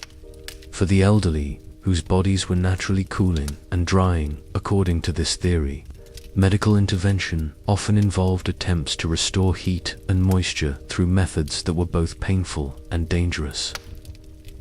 Your arthritis, understood as an excess of cold, wet phlegm in your joints, was treated with burning applications designed to drive out the offending humor through the deliberate infliction of pain. Picture yourself lying on a rough wooden table while a physician applies heated iron implements to your swollen knees, the searing pain intended to counteract the cold that supposedly caused your condition. The theory that guided this treatment was internally consistent and confidently applied. But the reality was that you emerged from the session with burned flesh, increased inflammation, and pain that was significantly worse than what had brought you seeking relief in the first place. The practice of bloodletting, enthusiastically applied to elderly patients whose systems were believed to contain corrupted humors, created a cascade of problems that medieval physicians were unable to recognize or address. Your already weakened constitution was further compromised by the deliberate loss of blood that your aging body could ill afford to spare. The unsterilized instruments used for these procedures introduced infections that your compromised immune system could not fight effectively, leading to complications that were often attributed to the progression of your original condition rather than the treatment itself. Medieval physicians, trained in universities that valued theoretical knowledge over practical observation, approached the elderly with confidence that was inversely proportional to their actual understanding of the aging process. They could recite lengthy passages from ancient texts that described the natural cooling and drying that supposedly occurred with age, but they had no framework for understanding the actual physiological changes that made elderly bodies more vulnerable to cold, more prone to infection, and less able to recover from trauma. Your digestive problems, common in old age and often related to a lifetime of poor nutrition and contaminated food, were treated with purging remedies designed to evacuate the corrupted humors that were believed to be causing your discomfort. These treatments, which often involved the administration of powerful laxatives and emetics, left you dehydrated and malnourished at a time when your body needed every resource it could conserve. The weakness that followed these treatments was interpreted as evidence that the corruption was being expelled, encouraging physicians to continue with increasingly aggressive interventions. The confusion and memory problems that often accompanied aging were understood through the lens of humoral theory as an excess of phlegm that clouded the brain and interfered with rational thought.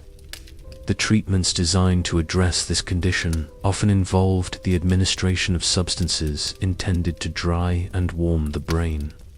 Medications that could include toxic compounds whose effects on the nervous system were poorly understood and never properly studied.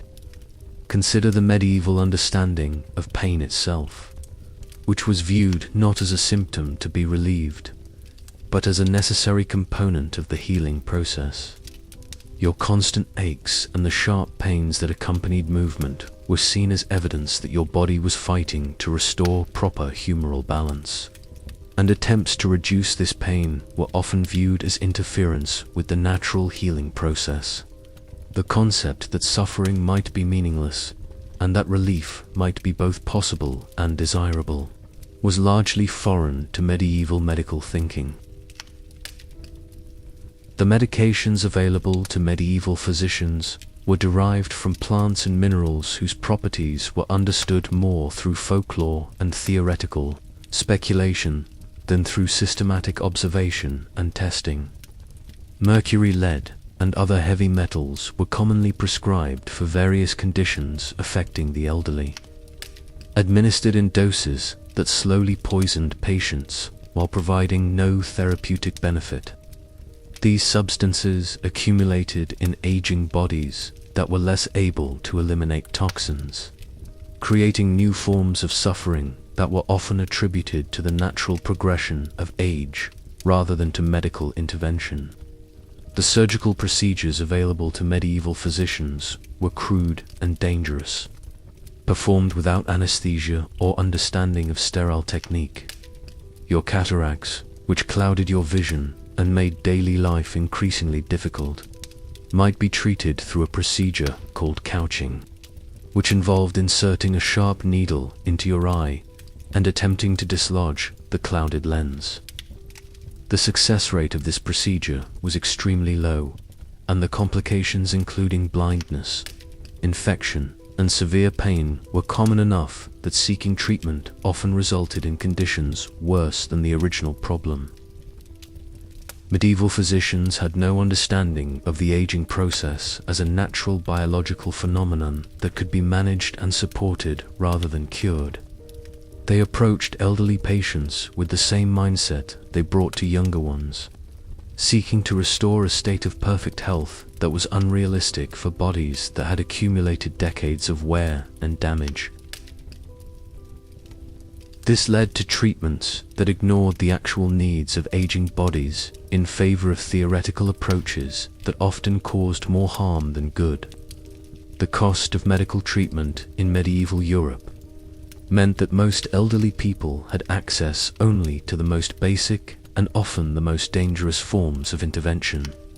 The skilled physicians who attended wealthy nobles might have access to expensive imported medicines and more refined techniques. But the common elderly person was likely to encounter barber surgeons whose training was minimal and whose tools were crude. These practitioners, operating on the fringes of medical knowledge, were often more dangerous than helpful. The religious framework that surrounded medieval medicine created additional problems for elderly patients whose conditions were often interpreted through moral and spiritual lenses rather than medical ones. Your failing memory might be seen as evidence of spiritual decline, your physical pain as punishment for unconfessed sins, your increasing weakness as a sign that God was preparing your soul for death. These interpretations often led to spiritual treatments, fasting, prayer, pilgrimage, that further weakened already fragile bodies. The medieval understanding of anatomy was based largely on ancient texts and theoretical speculation rather than actual observation of human bodies. Physicians had little accurate knowledge of how aging affected different organ systems, how diseases progressed in elderly patients, or how treatments might need to be modified for bodies that were less resilient than those of younger patients. This ignorance led to the application of standard treatments regardless of the patient's age or condition, often with catastrophic results. Perhaps most tragically, medieval medicine's emphasis on restoring youth rather than supporting aging meant that elderly patients were often subjected to treatments designed to reverse the aging process itself. These interventions, based on the belief that aging was a disease that could be cured rather than a natural process that should be supported, led to the administration of substances and procedures that promised impossible results while delivering very real harm. The cumulative effect of medieval medical treatment for the elderly was often to transform manageable conditions into life-threatening crises, to add suffering to suffering, and to reduce both the quality and duration of life for patients who sought relief.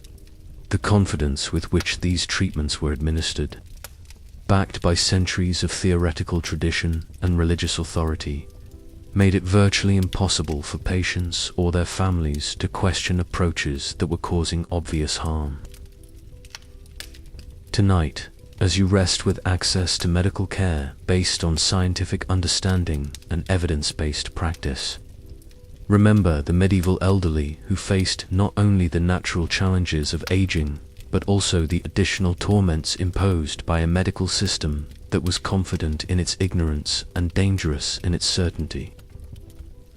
Their suffering was multiplied by treatments that promised healing but delivered harm, by practitioners who meant well but understood little, and by theories that were elaborate in their construction but devastating in their application. In the deepest shadows of medieval society, where the twilight of old age met the eternal dusk of feminine invisibility, elderly women faced a double burden that transformed their final years into a particular form of hell that history has largely forgotten.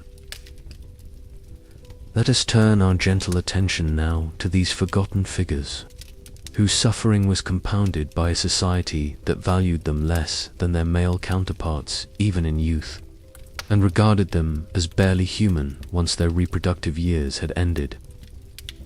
Picture yourself as Margaret, a woman of 65 who has survived 7 pregnancies, buried 4 children, and outlived 2 husbands in an age when such survival marked you as either remarkably resilient or unnaturally stubborn in your refusal to die at an appropriate time. Your body bears the accumulated damage of a lifetime spent in service to others, your spine curved from years of bending over cooking fires and wash basins, your hands permanently stained and cracked from decades of harsh soap and rough cloth, your abdomen scarred and weakened from pregnancies that were never properly healed before the next one began. Medieval society's understanding of women's bodies was filtered through religious and cultural frameworks that made aging even more mysterious and frightening for women than for men. The end of your reproductive years was seen not as a natural transition, but as a fundamental change in your essential nature, transforming you from a creature capable of fulfilling God's command to be fruitful and multiply into something that existed outside the natural order. The physical changes that accompanied this transition, the hot flashes, mood changes, and alterations in body composition, were understood as evidence of spiritual corruption rather than normal biological processes. Your knowledge of herbs and healing, accumulated over decades of caring for family and neighbors, became a source of suspicion rather than respect as you aged. The remedies that had once made you a valued member of your community were now viewed with skepticism and fear, particularly when they failed to work or when their recipients experienced complications that were attributed to your intervention rather than to the natural progression of illness. The line between wise woman and witch was thin and easily crossed, especially when your appearance became more obviously aged and your social protection diminished. The economic vulnerability that characterized the lives of all medieval elderly was particularly acute for women, who had fewer legal rights and limited access to independent resources. If you had been fortunate enough to inherit property from your husband, you faced constant pressure from male relatives who believed that such resources should be controlled by men rather than wasted on an elderly woman whose remaining years were numbered. The legal system that theoretically protected widows' rights was administered by men who often found creative ways to interpret laws in favor of younger, male claimants. Your role within your family changed dramatically once you could no longer bear children or manage the heavy physical labor that characterized women's work in medieval households. The skills that had once made you indispensable, cooking, textile production, childcare, household management, gradually passed to younger women who had the strength and stamina to maintain the demanding pace that survival required. Your knowledge and experience might still be valued, but your physical incapacity meant that this wisdom came without the ability to implement it effectively. The religious framework that dominated medieval life created particular challenges for elderly women, whose spiritual status was complicated by theological debates about the nature of feminine souls and their capacity for salvation. The Church's teachings about women's inherent sinfulness, derived from interpretations of the Adam and Eve story, meant that your aging was sometimes viewed as evidence of divine displeasure or the natural consequence of feminine corruption. The spiritual counseling available to elderly men was often denied to women, whose confessions might be hurried through by priests who viewed their concerns as less important than those of male parishioners. Consider the particular horror of losing your mental faculties as an elderly woman in medieval Europe, where the combination of cognitive decline and feminine irrationality could quickly lead to accusations of demonic possession or witchcraft. Your confused statements, your inability to remember recent events, your occasional outbursts of frustration or fear were interpreted through the lens of religious superstition rather than medical understanding. The treatments prescribed for your condition might include exorcism, physical restraint, or isolation that added psychological trauma to your existing confusion and distress. Your relationships with other women, which had provided support and companionship throughout your life, became more difficult to maintain as mobility decreased and social opportunities diminished. The networks of mutual assistance that had helped women survive the challenges of medieval life were harder to access when you could no longer travel to markets, attend religious services, or participate in the seasonal work that brought women together.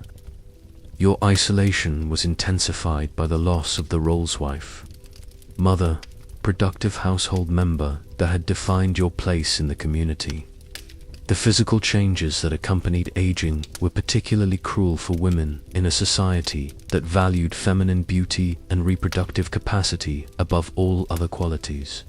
Your hair, once a source of pride and feminine identity, became thin and grey, often hidden beneath caps that marked your status as a post-reproductive woman. Your face, weathered by years of outdoor work and marked by the accumulated stress of survival, became a map of hardship that made you increasingly invisible to a society that preferred to ignore the reality of what women became when their youth was spent. Your clothing, once carefully maintained as a reflection of your family's status and your own dignity, became increasingly practical and shabby as resources were redirected toward younger family members whose appearance mattered more for their marriage prospects and social advancement. The fine garments that had marked important occasions in your life were passed down to daughters and daughters-in-law, leaving you with the worn and patched clothing that marked your diminished status within the household hierarchy. The medical care available to elderly women was often inferior to that provided to men, reflecting both the lower value placed on feminine life and the belief that women's complaints were more likely to be imaginary or exaggerated. Your pain was taken less seriously. Your symptoms were more likely to be attributed to feminine hysteria or spiritual failing, and the treatments you received were often less aggressive and less expensive than those provided to male patients with similar conditions. Your sexuality, which had been controlled and regulated throughout your life in service to family and social stability, became a source of additional vulnerability in old age. The assumption that elderly women were no longer sexual beings made you particularly vulnerable to abuse and assault, crimes that were rarely reported and even more rarely punished when the victims were old and female.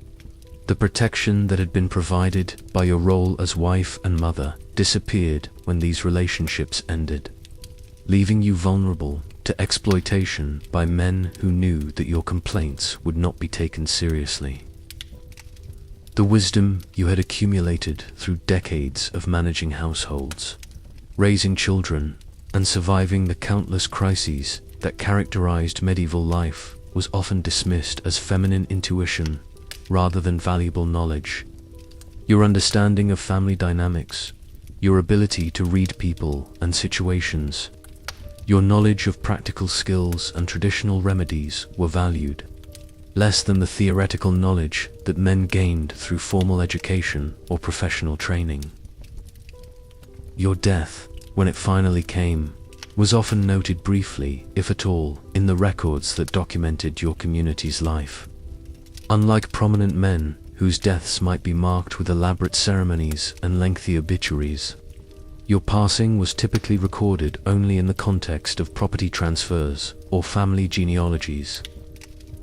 The accumulated experience and knowledge that you had gained through a lifetime of survival and service died with you, leaving little trace in historical records that were created and maintained primarily by men. The particular suffering of elderly women in medieval Europe represents one of history's great injustices: the compounding of age-related vulnerability with gender-based discrimination that made the final years of women's lives especially difficult and isolating. These women faced not only the universal challenges of aging, but also the specific torments that came from living in societies that viewed them as fundamentally less valuable than men, and that treated their aging as evidence of moral and spiritual failure. Tonight, as you rest in an age that's begun to recognize the equal value and dignity of women regardless of their age or reproductive status, remember these forgotten figures whose suffering was multiplied by prejudices that made their natural vulnerabilities even more devastating. Their stories remind us that progress toward equality is never automatic, and that the treatment of elderly women serves as a particularly sensitive measure of a society's humanity and justice. As the midnight hours deepen around us, dear listener, let us explore one of the most brutal aspects of medieval aging: the cold mathematics of survival that transformed elderly people from valued family members into economic burdens whose continued existence threatened the security of everyone around them. In a world where resources were always scarce and survival was never guaranteed, the economics of caring for the elderly created impossible choices that haunted families and communities across medieval Europe. Imagine yourself as the head of a medieval household, watching your aging father struggle with tasks that were once second nature to him. Each morning brings new evidence of his declining capabilities, the tremor in his hands that makes him spill precious grain, the confusion that leads him to forget instructions that could affect the family's survival, the slowness that means tasks take twice as long to complete when his help is more hindrance than assistance. Your love for him is real, but so is the mathematical reality that every resource devoted to his care is a resource not available for your children's future. The medieval economy operated on principles of immediate return and seasonal survival that left little room for supporting those who could not contribute to the family's productivity. A farm family, whose harvest had to sustain them through the winter, faced devastating choices when an elderly member required additional food, fuel, or care. The extra portion of bread given to a grandmother who could no longer work was bread, not available for the children whose strength would determine the family's survival through the next growing season. Consider the cruel calculus involved in heating arrangements during the harsh medieval winters. Fuel was expensive and often scarce, requiring careful management to ensure that enough remained to keep the household warm through the coldest months. The elderly, whose aging bodies generated less heat and required more warmth to maintain basic comfort, represented a disproportionate drain on these limited resources. Families faced the choice between keeping their elderly members warm and ensuring that younger family members had enough fuel to remain healthy and productive. Your failing eyesight and increasing confusion meant that you could no longer be trusted with tasks that had once been your responsibility. But finding replacements for your labor often required hiring additional help or redistributing work among family members who were already stretched to their limits. The knowledge you possessed about traditional techniques and seasonal patterns might still be valuable, but extracting and applying this information required time and patience that were luxuries in a world where every hour of daylight had to be used productively. The medical care that might ease your suffering came with costs that few medieval families could afford without sacrificing other necessities. A consultation with a physician might require payment equivalent to a month's worth of grain, while the medicines prescribed could cost more than a family's entire cash reserves. These expenses had to be weighed against other needstools that needed replacement, taxes that had to be paid, seed that had to be purchased for the next growing season. Medieval inheritance practices created additional economic pressures around the care of elderly family members. Your control over family, property, and resources was gradually transferred to younger relatives who understood that their own security depended on managing these assets effectively. The tension between respecting your wishes and ensuring the family's survival created conflicts that often left elderly people powerless to influence decisions about their own care and comfort. The seasonal nature of medieval agriculture meant that families had to plan carefully for periods when income would be limited and expenses would increase. An elderly family member who required additional care during the winter months represented an ongoing drain on resources that had to be accumulated during the productive summer and fall seasons. This long-term planning often included difficult decisions about how much could realistically be allocated to elderly care without jeopardizing the family's overall survival. Your increasing need for assistance with basic tasks, seating, dressing, personal hygiene required family members to spend time on care rather than productive work. In households where every person's labor was essential for meeting basic needs, the hours spent helping an elderly relative were hours not spent on activities that generated income or produced necessary goods. This opportunity cost accumulated over time, creating a growing burden that families struggled to sustain. The guild system that provided some economic security for skilled craftsmen often failed to adequately support their aging members. While some guilds maintained funds for elderly or disabled members, these resources were limited and often insufficient to provide meaningful support. Your lifetime of service to the guild might be acknowledged with small payments or ceremonial honors, but the practical support needed for daily survival often fell to family members, who were already struggling to maintain their own economic stability. Rural communities faced particular challenges in supporting their elderly members because their economies were largely based on physical labor and seasonal agricultural work. Your inability to participate in planting, harvesting, and other essential tasks meant that the community lost productive capacity while gaining care responsibilities. The mutual assistance networks that helped families survive crises were strained when multiple elderly people required support simultaneously. Urban areas offered different but equally challenging economic realities for the aging.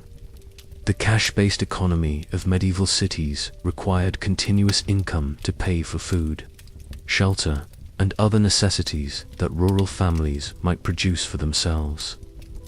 Your inability to work meant a complete loss of income with no alternative means of support beyond family, charity, or religious institutions, whose resources were always inadequate to meet the growing demand for assistance.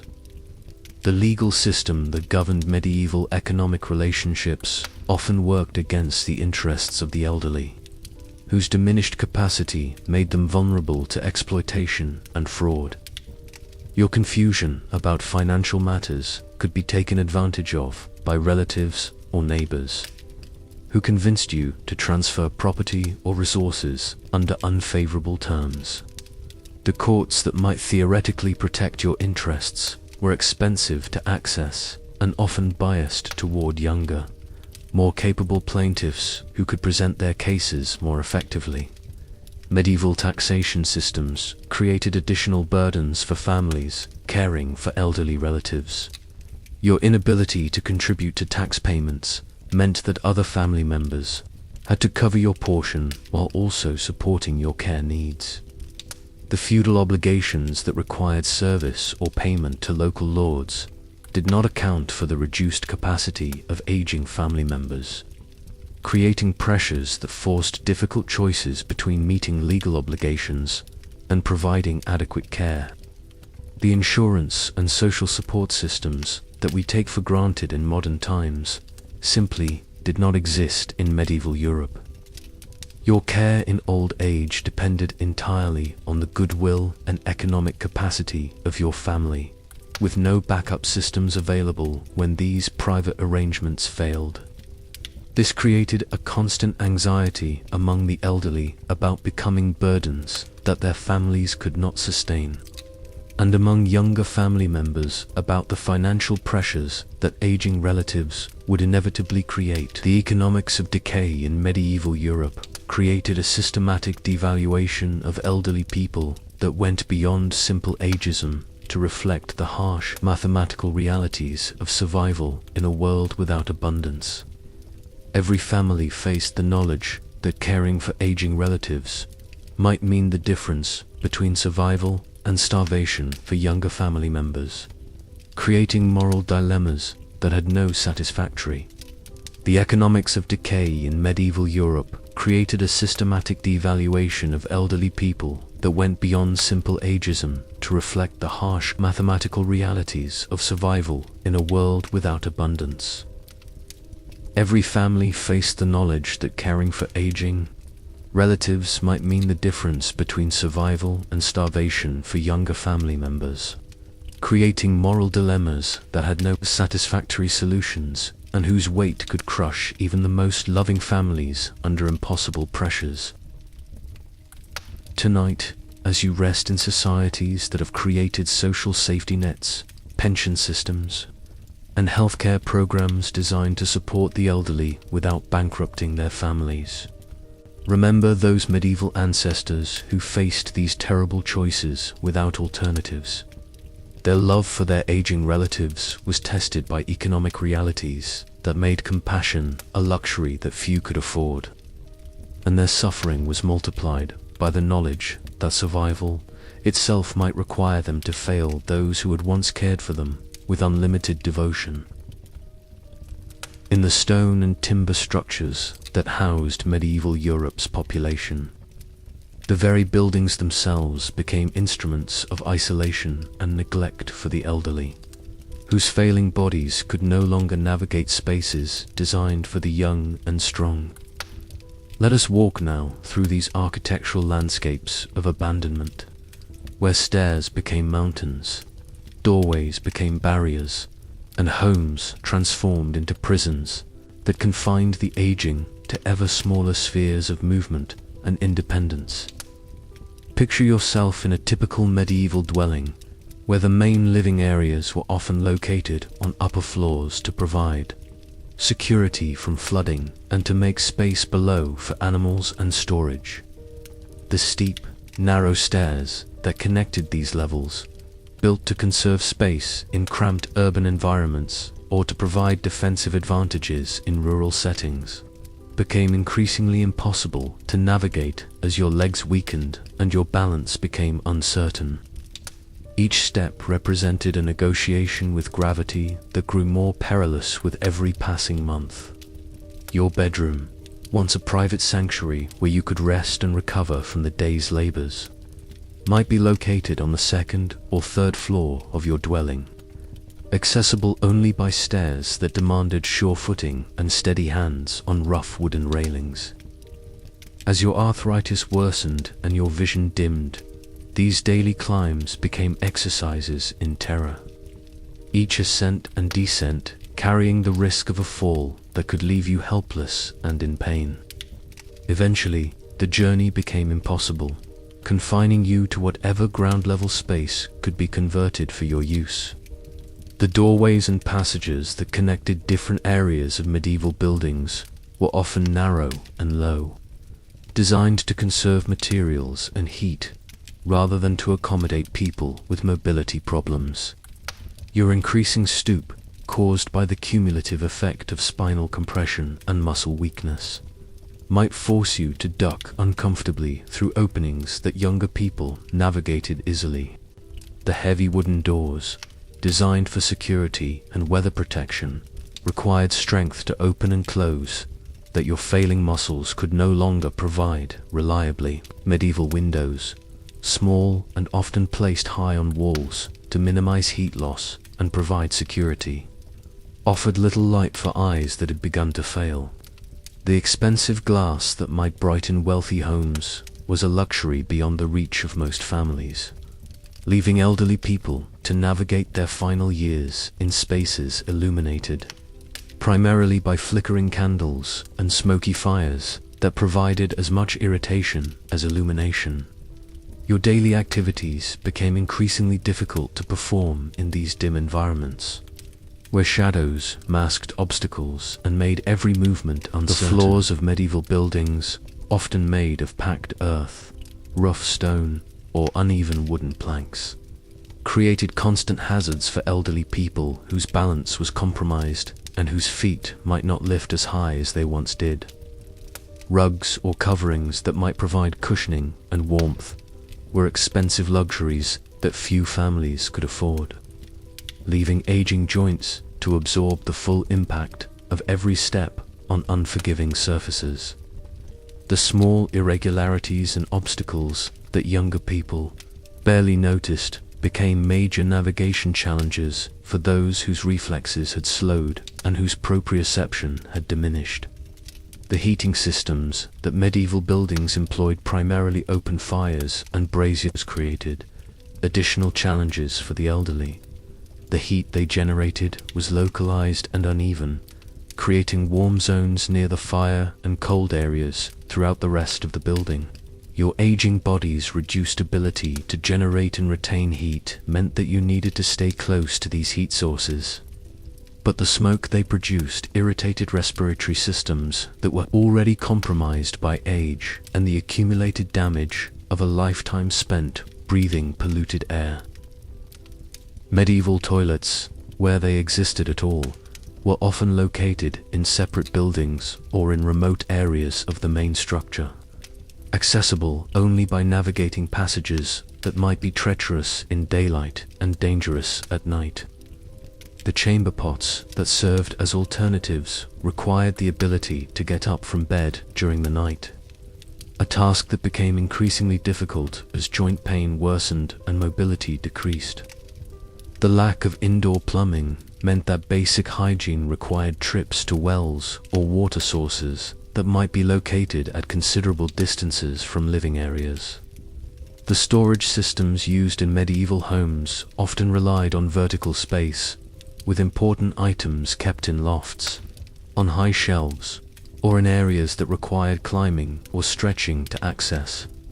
Your inability to reach these areas meant that you became increasingly dependent on others to retrieve your possessions, medications, or tools, further eroding your independence and sense of control over your environment. The items you needed most frequently had to be relocated to accessible areas, often displacing other storage and creating inconvenience for family members. Medieval kitchens, typically located in separate buildings or remote areas of the main structure to reduce fire risk, became increasingly inaccessible as your mobility declined. The heavy iron pots and implements used for cooking required strength that aging muscles could no longer provide, and the low tables and surfaces designed for food preparation forced you into positions that aggravated back and joint problems. Your role in food preparation, once central to your identity and family contribution, gradually diminished as you became unable to safely manage the tools and processes involved.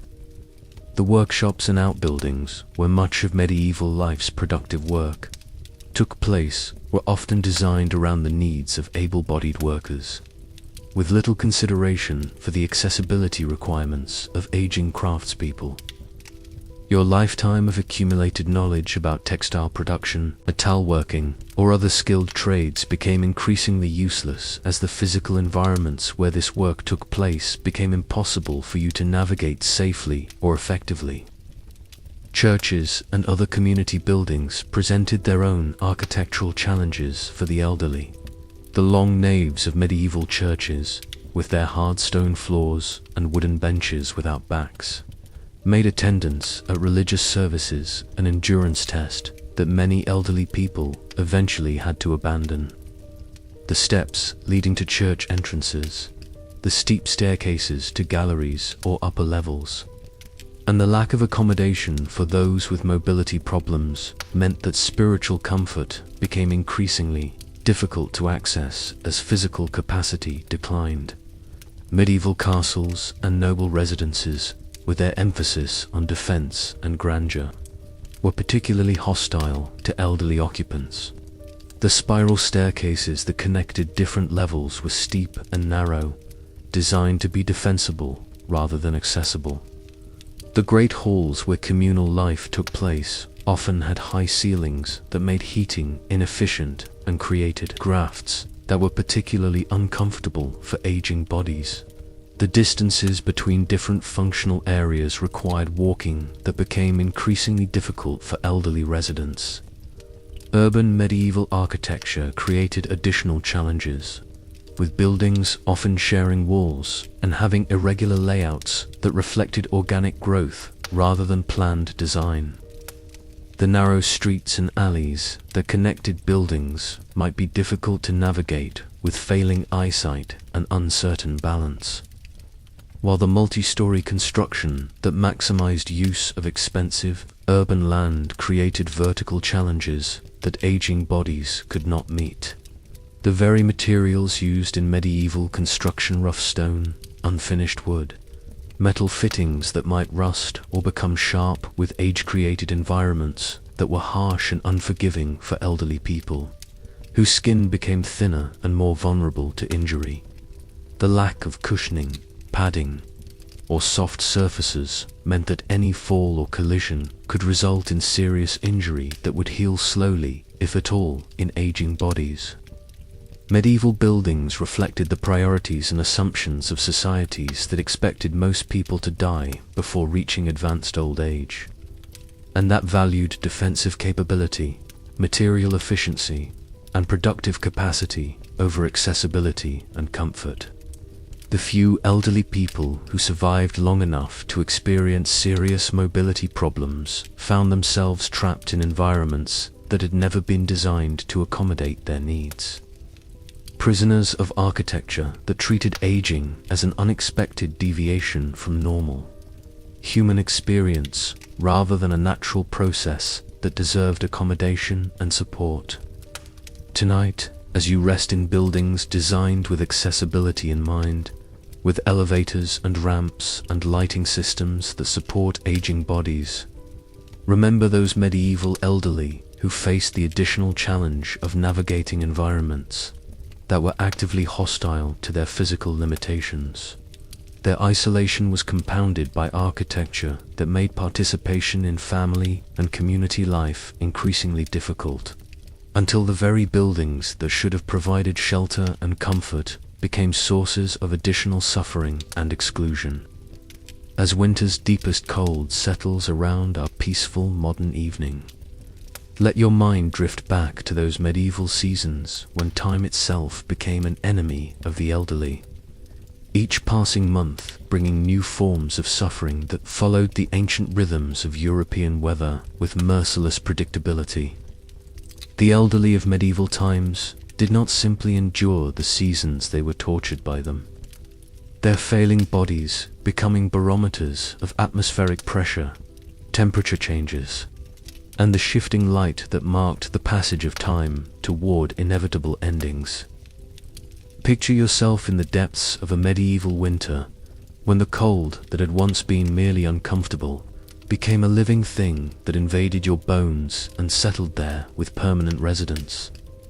Your arthritis, manageable in the warmth of summer, transformed during these months into an instrument of constant torture that made every movement an exercise in endurance. The joints that had once bent smoothly now felt as though they contained shards of ice that ground against each other with each attempt to stand, to walk, or simply to shift position in search of relief that never came. The shortened days of winter brought their own psychological torments for elderly minds that had begun to lose their grip on reality. The long hours of darkness, unrelieved by adequate artificial lighting, created periods of sensory deprivation that intensified confusion and disorientation. Your sleep patterns, already disrupted by pain and the frequent need to urinate, became completely irregular when day and night lost their clear boundaries. You might find yourself fully alert at midnight, staring into darkness and trying to remember whether it was evening or early morning, while exhaustion overwhelmed you during the few precious hours of daylight when family members needed your attention and cooperation. Spring, which younger people welcomed as a season of renewal and hope, brought its own particular cruelties for the aging. The dramatic temperature fluctuations that characterized this transitional season wreaked havoc on bodies that had lost their ability to adapt quickly to changing conditions. Your blood pressure, unregulated by any understanding of cardiovascular health, spiked and dropped with weather fronts, creating headaches, dizziness, and periods of weakness that left you vulnerable to falls and accidents. The dampness that accompanied spring rains penetrated medieval buildings with their inadequate weather sealing, settling into your lungs and joints with a persistence that modern climate control makes difficult to imagine. Your respiratory system, already compromised by decades of breathing, smoke, and polluted air, struggled with the increased humidity and the mold spores that flourished in perpetually damp environments. The cough that had been merely annoying during drier seasons became a constant companion that disrupted sleep and made eating difficult. Summer brought different but equally challenging problems for elderly bodies that could no longer regulate temperature effectively. The heat that provided welcome relief for arthritic joints also stressed cardiovascular systems that were already working at the limits of their capacity. Your ability to sweat efficiently had diminished with age, making it difficult to cool your body during the hottest parts of the day. The dehydration that resulted from this poor temperature regulation was compounded by the medieval understanding of medicine, which often prescribed treatments that further depleted your body's fluid reserves. The long days of summer created their own form of exhaustion for elderly people whose sleep was already fragmented and unsatisfying. The extended daylight hours that allowed younger family members to work longer and accomplish more became sources of overstimulation for aging nervous systems that needed rest and quiet to function properly. Your bedroom, likely the poorest and least well-ventilated space in your dwelling, became stifling during summer nights when cooling breezes could not penetrate thick walls and small windows. Autumn brought the psychological weight of knowing that another winter was approaching, along with the physical demands of preparing for survival during the coldest months. Your inability to contribute meaningfully to the harvest work, food preservation, and winter preparations made this season particularly difficult emotionally. As you watched family members engage in activities that would determine everyone's survival while you remained largely helpless to assist, the knowledge that your own survival through the coming winter was uncertain added anxiety to the practical challenges of seasonal transition. The atmospheric pressure changes that accompanied seasonal weather patterns created additional suffering for aging bodies in ways that medieval people could observe but not understand. Your joints became accurate weather predictors, aching more severely before storms and providing reliable forecasts of changing conditions through the intensity of your pain. The barometric pressure fluctuations that modern meteorology explains and predicts were mysterious forces that seemed to reach inside your body and manipulate your comfort according to patterns that appeared random and malevolent. Medieval seasons were more extreme and less predictable than those we experience today, with little ice ages and climatic variations that made survival challenging even for healthy young adults. Your aging body faced these extremes without the benefit of adequate shelter, nutrition, or medical care, making each seasonal transition a potential crisis that could tip you from manageable discomfort into life-threatening illness.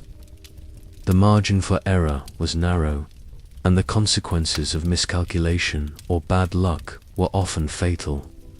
The seasonal diet variations that characterized medieval life created additional problems for elderly digestive systems that had lost their resilience and adaptability.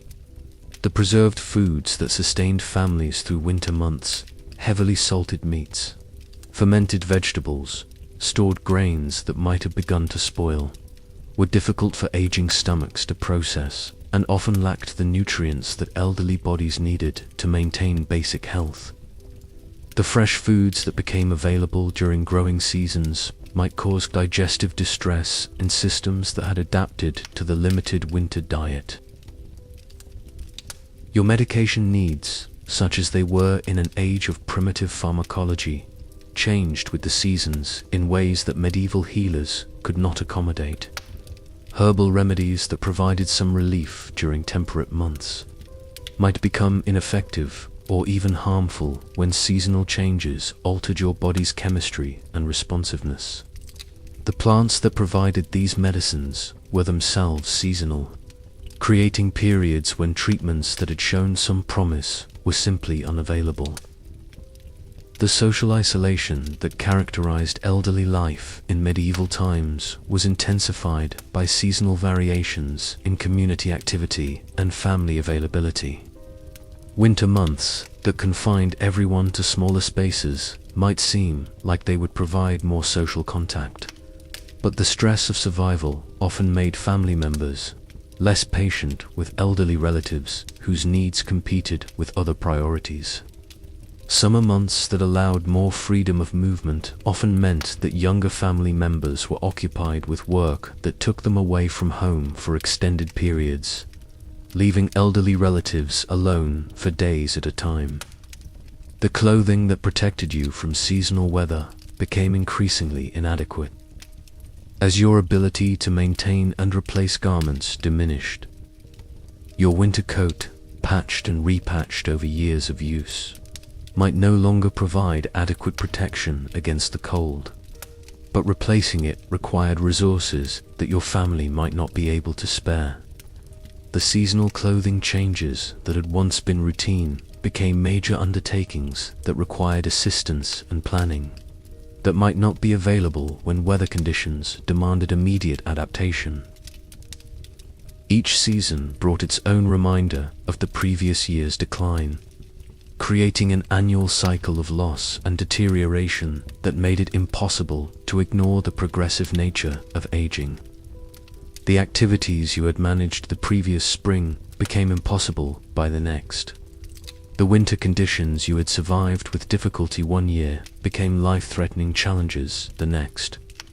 This seasonal measurement of decline created a calendar of despair that marked time not in months and years, but in accumulated losses and diminished capabilities.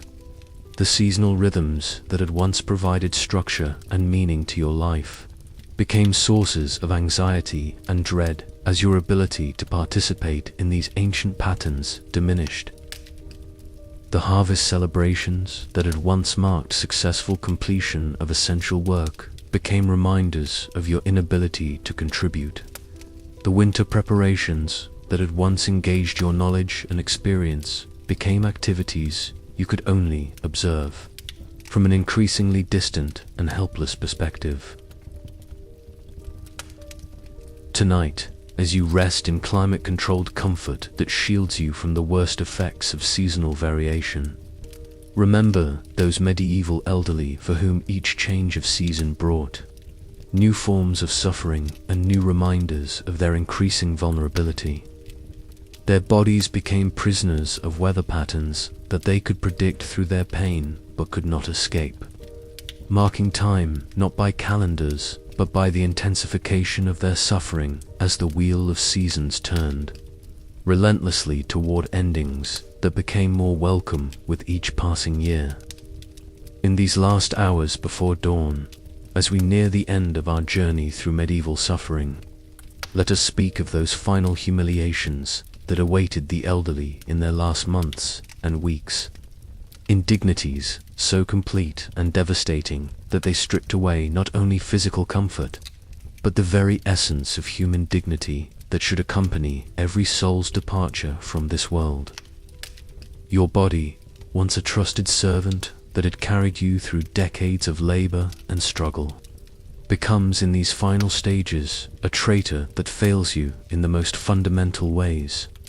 The muscles that had once responded to your will now refuse to obey your commands, leaving you unable to control even the most basic bodily functions. The incontinence that develops is not merely inconvenient, but utterly humiliating in a world where privacy and cleanliness are luxuries that must be constantly maintained through personal effort and family cooperation. Picture yourself lying on a straw mattress that has become permanently soiled despite your family's best efforts to keep you clean and comfortable. The straw, once changed regularly, now remains damp and odorous for longer periods as your family's resources and patience are stretched beyond their limits. Your bedding, which should provide comfort and warmth, becomes a source of shame and physical discomfort that adds psychological suffering to your existing physical pain. Your ability to feed yourself diminishes gradually and then suddenly, leaving you dependent on others for the most basic sustenance.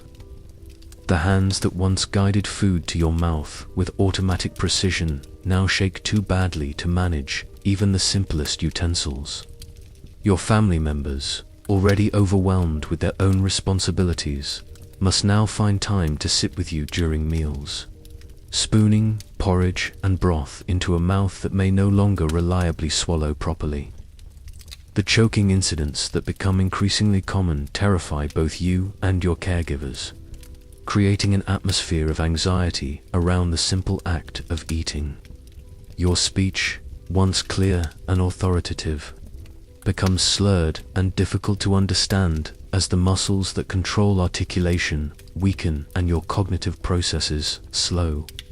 The thoughts you want to express remain trapped inside a mind that cannot reliably communicate with the outside world, creating frustrations that intensify your confusion and distress.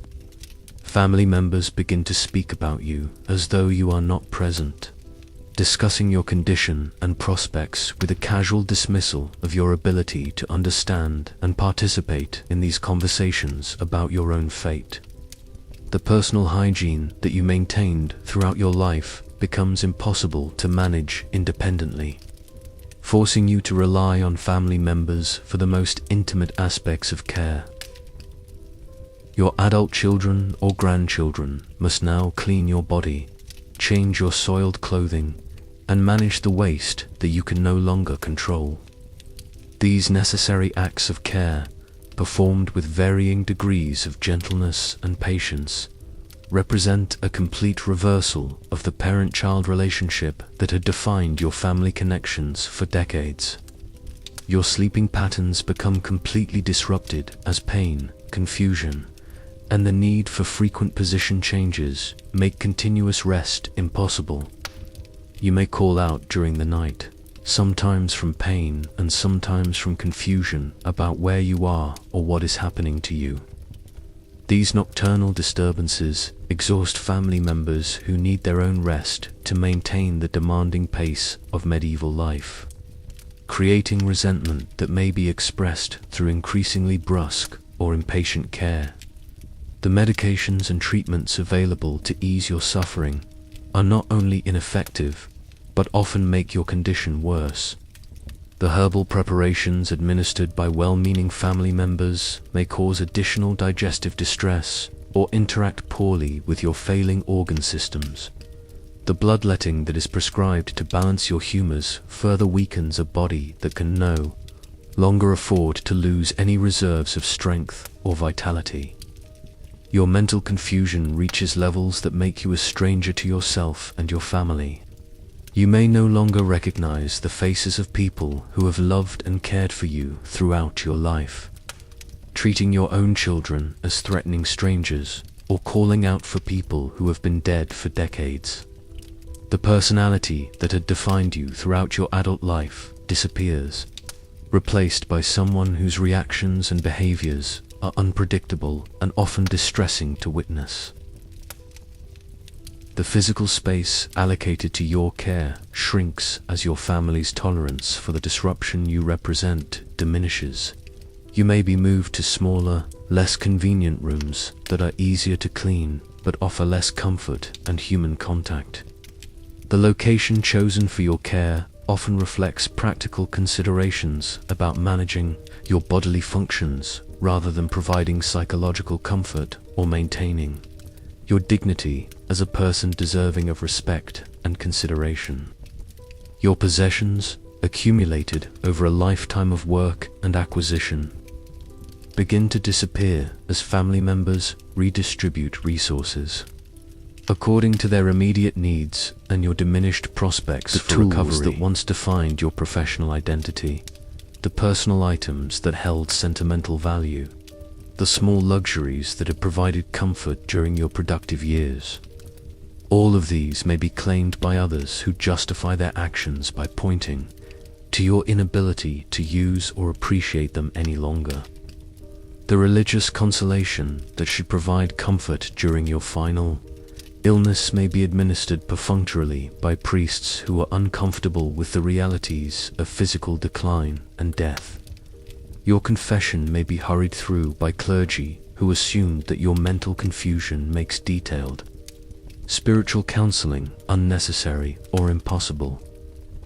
The last rites that should mark your transition from life to death with dignity and hope may be delayed until you are too unconscious to participate meaningfully in the process. Your family's grief for the person you once were begins long before your actual death, creating a strange situation where you are mourned while still alive, but no longer recognized as the person they remember. The anticipatory grief that family members experience may lead them to withdraw emotionally from your care, treating you as a body to be maintained rather than a person to be comforted and respected. The dying process itself may be prolonged and undignified, with your body clinging to life long after your mind has withdrawn from conscious participation in the world.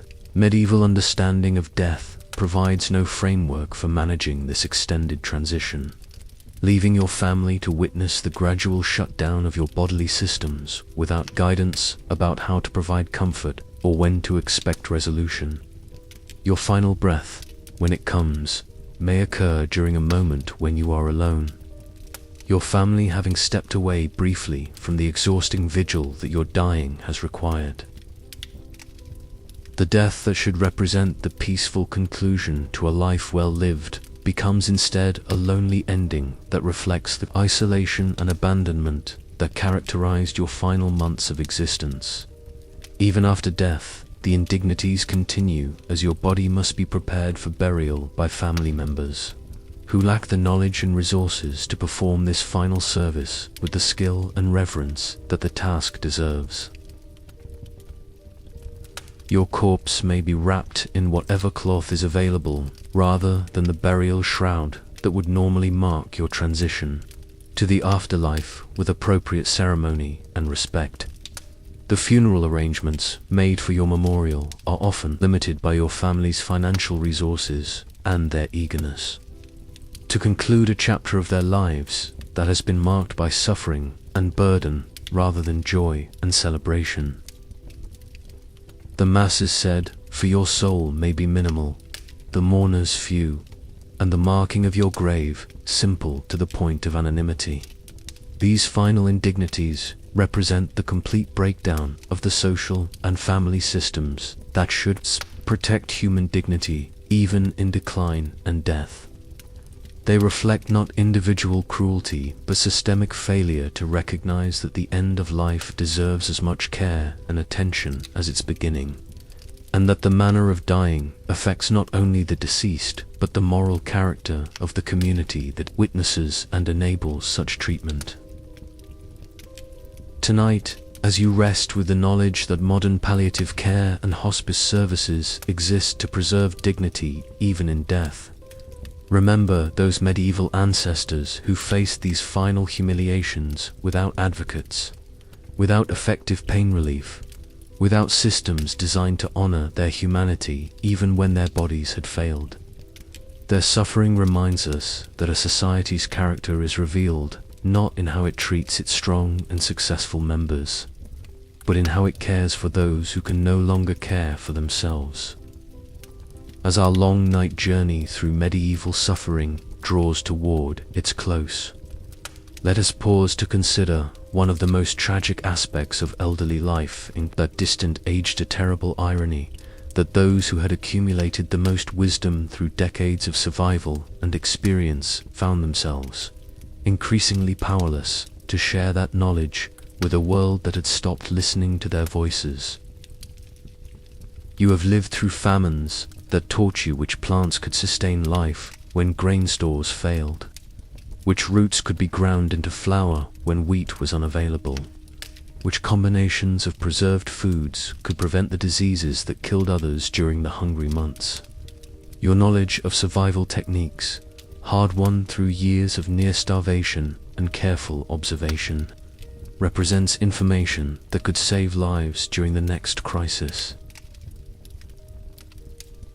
Yet your failing memory makes it difficult to recall these crucial details when they are needed, and your confused speech makes it impossible to communicate them clearly to younger family members who desperately need this wisdom. Your hands, now twisted with arthritis and shaking with palsy, once possessed skills that took decades to master. You could judge the quality of grain by its feel, predict weather patterns by observing subtle signs in animal behavior and plant growth, diagnose illnesses in livestock before they became serious enough to threaten the family's economic survival. These abilities, developed through years of careful attention and patient learning, are dying with you because there is no effective system for transferring such knowledge to the next generation. The stories you carry in your failing memory represent an oral archive of community history that will disappear when you die.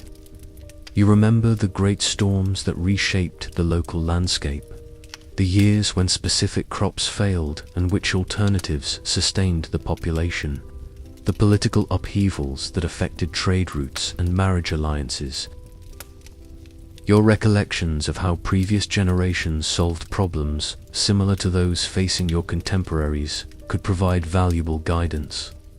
But your increasing confusion makes it difficult to distinguish between accurate memories and the fantasies that populate your deteriorating mind. Your understanding of human nature, refined through decades of observing family dynamics, community conflicts, and individual character under stress, represents a form of psychological wisdom that could help younger people navigate the complex social relationships that determine success and survival in medieval society. You can recognize the signs that predict which marriages will succeed, which business partnerships will fail, which political alliances will prove reliable.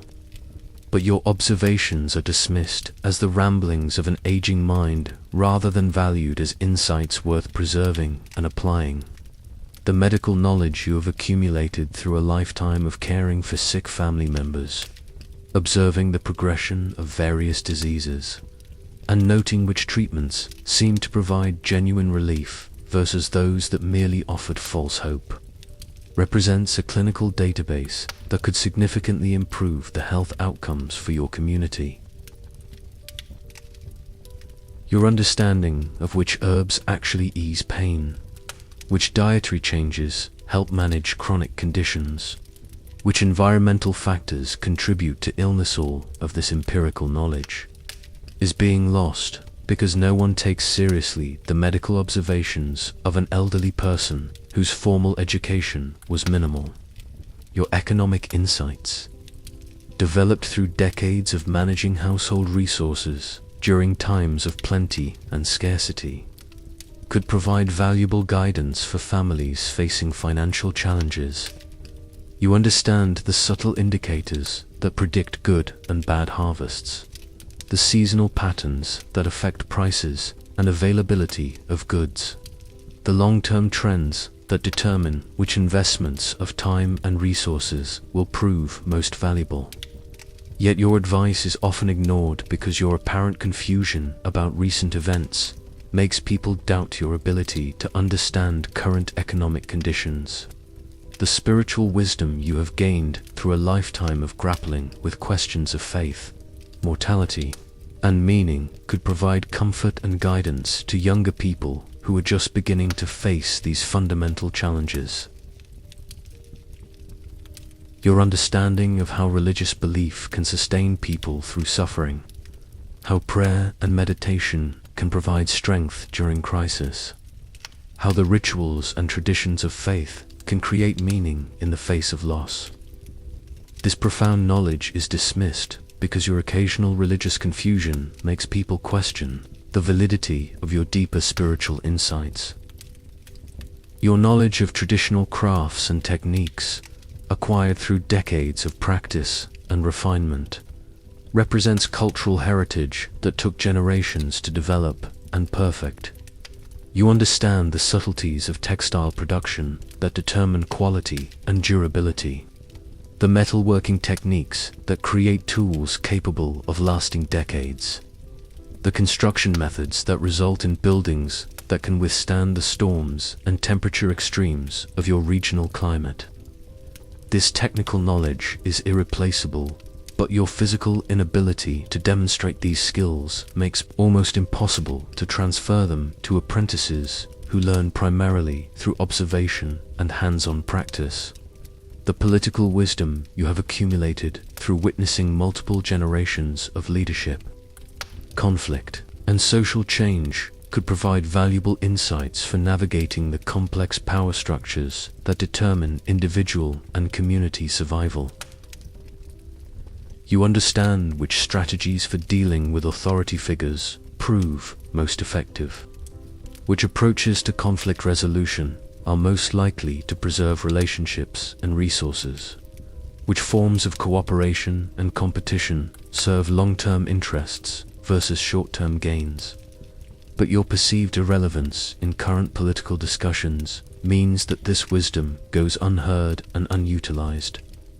Your understanding of the natural world, developed through decades of careful observation and interaction with your environment, represents ecological knowledge that could help your community adapt to changing conditions and manage resources more sustainably. You know which practices preserve soil fertility, which approaches to forest management ensure continued timber availability, which conservation techniques maintain water quality and animal populations. This environmental wisdom is particularly valuable as medieval communities increasingly face resource depletion and ecological degradation.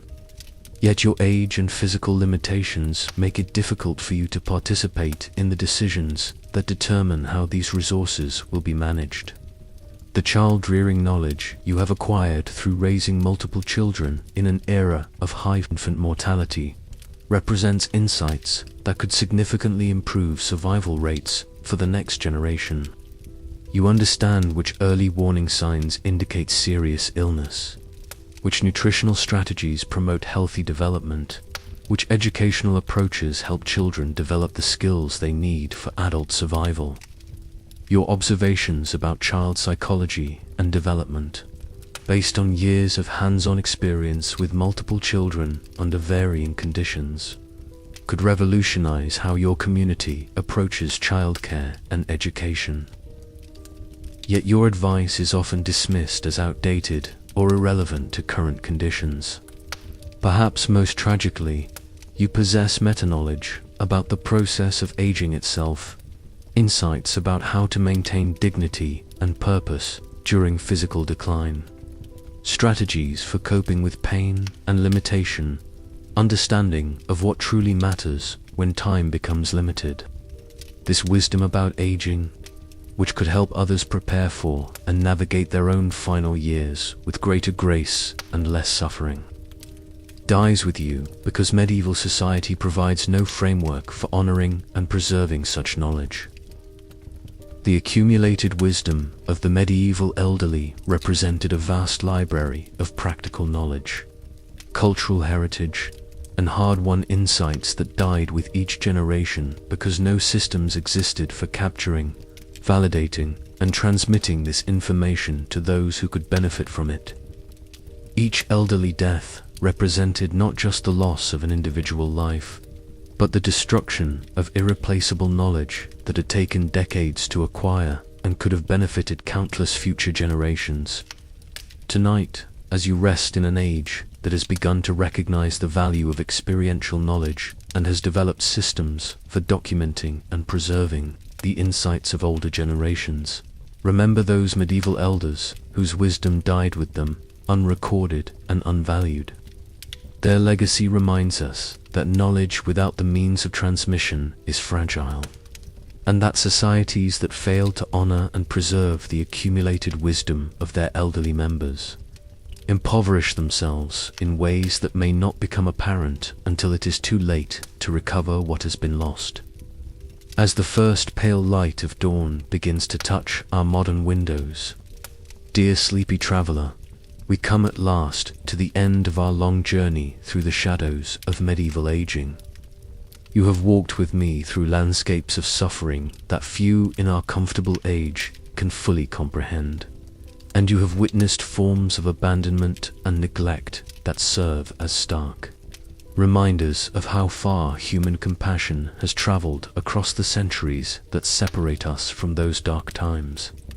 Take a moment now to feel the softness of your pillow, the warmth of your blankets, the security of knowing that should you live to great age, systems exist to support you that would have seemed miraculous to those medieval ancestors whose stories we have shared.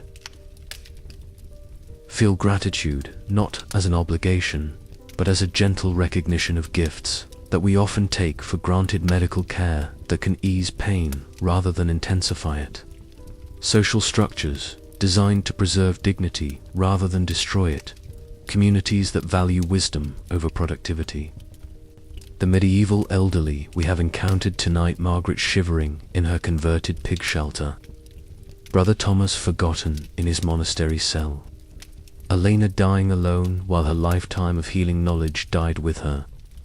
These were not distant abstractions, but real people whose suffering was as acute as any pain you have ever felt, whose fear was as genuine as any anxiety that has ever kept you awake at night, whose hope for relief was as desperate as any prayer you have ever whispered in your darkest moments. Their stories serve as more than historical curiosities or exercises in comparative suffering. They illuminate the progress that human societies have made in recognizing the inherent dignity of every life, regardless of age or capacity. The social security systems, Medicare programs, nursing homes, and hospice care that exist in modern societies represent the gradual evolution of human consciousness toward greater compassion and more sophisticated understanding of our obligations to one another across the entire spectrum of life. Yet these advances are neither permanent nor universal. The temptations that led medieval societies to abandon their elderly: economic pressure, resource scarcity, the simple human tendency to look away from difficult realities, persist in every age and every culture. The medieval past we have explored is not safely distant history, but a reminder of what happens when societies lose sight of their moral obligations to their most vulnerable members. As you drift toward sleep, carry with you not the darkness of medieval suffering, but the light of modern possibility. Let the weight of these stories settle into your consciousness, not as burdens of guilt or despair, but as appreciation for the accumulated wisdom of generations who recognized that a society's character is revealed in how it treats those who can no longer care for themselves. The elderly of our time face challenges that would have been incomprehensible to their medieval counterparts: the complexity of modern medical decisions, the isolation that can accompany longer lifespans, the rapid pace of technological change that can make accumulated knowledge seem obsolete overnight. But they also enjoy protections and possibilities that previous generations could never have. Imagine pain management that actually works, social connections that transcend physical proximity, the recognition that aging represents not failure but achievement in societies that have learned to value length of life as well as quality of existence. Remember too that the capacity for compassion we have witnessed in the rare positive examples from medieval times, the monasteries that cared for their aged brothers with tenderness, the noble households that provided security for elderly servants, the communities that found ways to honor their elders even in times of scarcity, demonstrates that human kindness has persisted through even the darkest periods of history. The same impulses that led a few medieval individuals and institutions to treat their elderly with dignity continue to motivate the social workers, nurses, family caregivers, and policymakers who dedicate their lives to improving the experience of aging in our own time. The wisdom accumulated by those medieval elders whose knowledge died with them has not been entirely lost.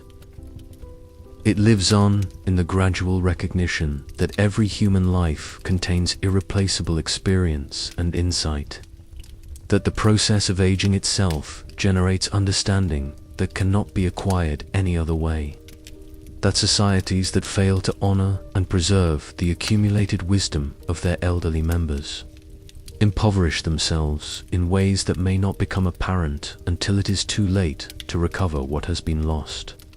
as your breathing slows and your muscles relax into the comfort that surrounds you.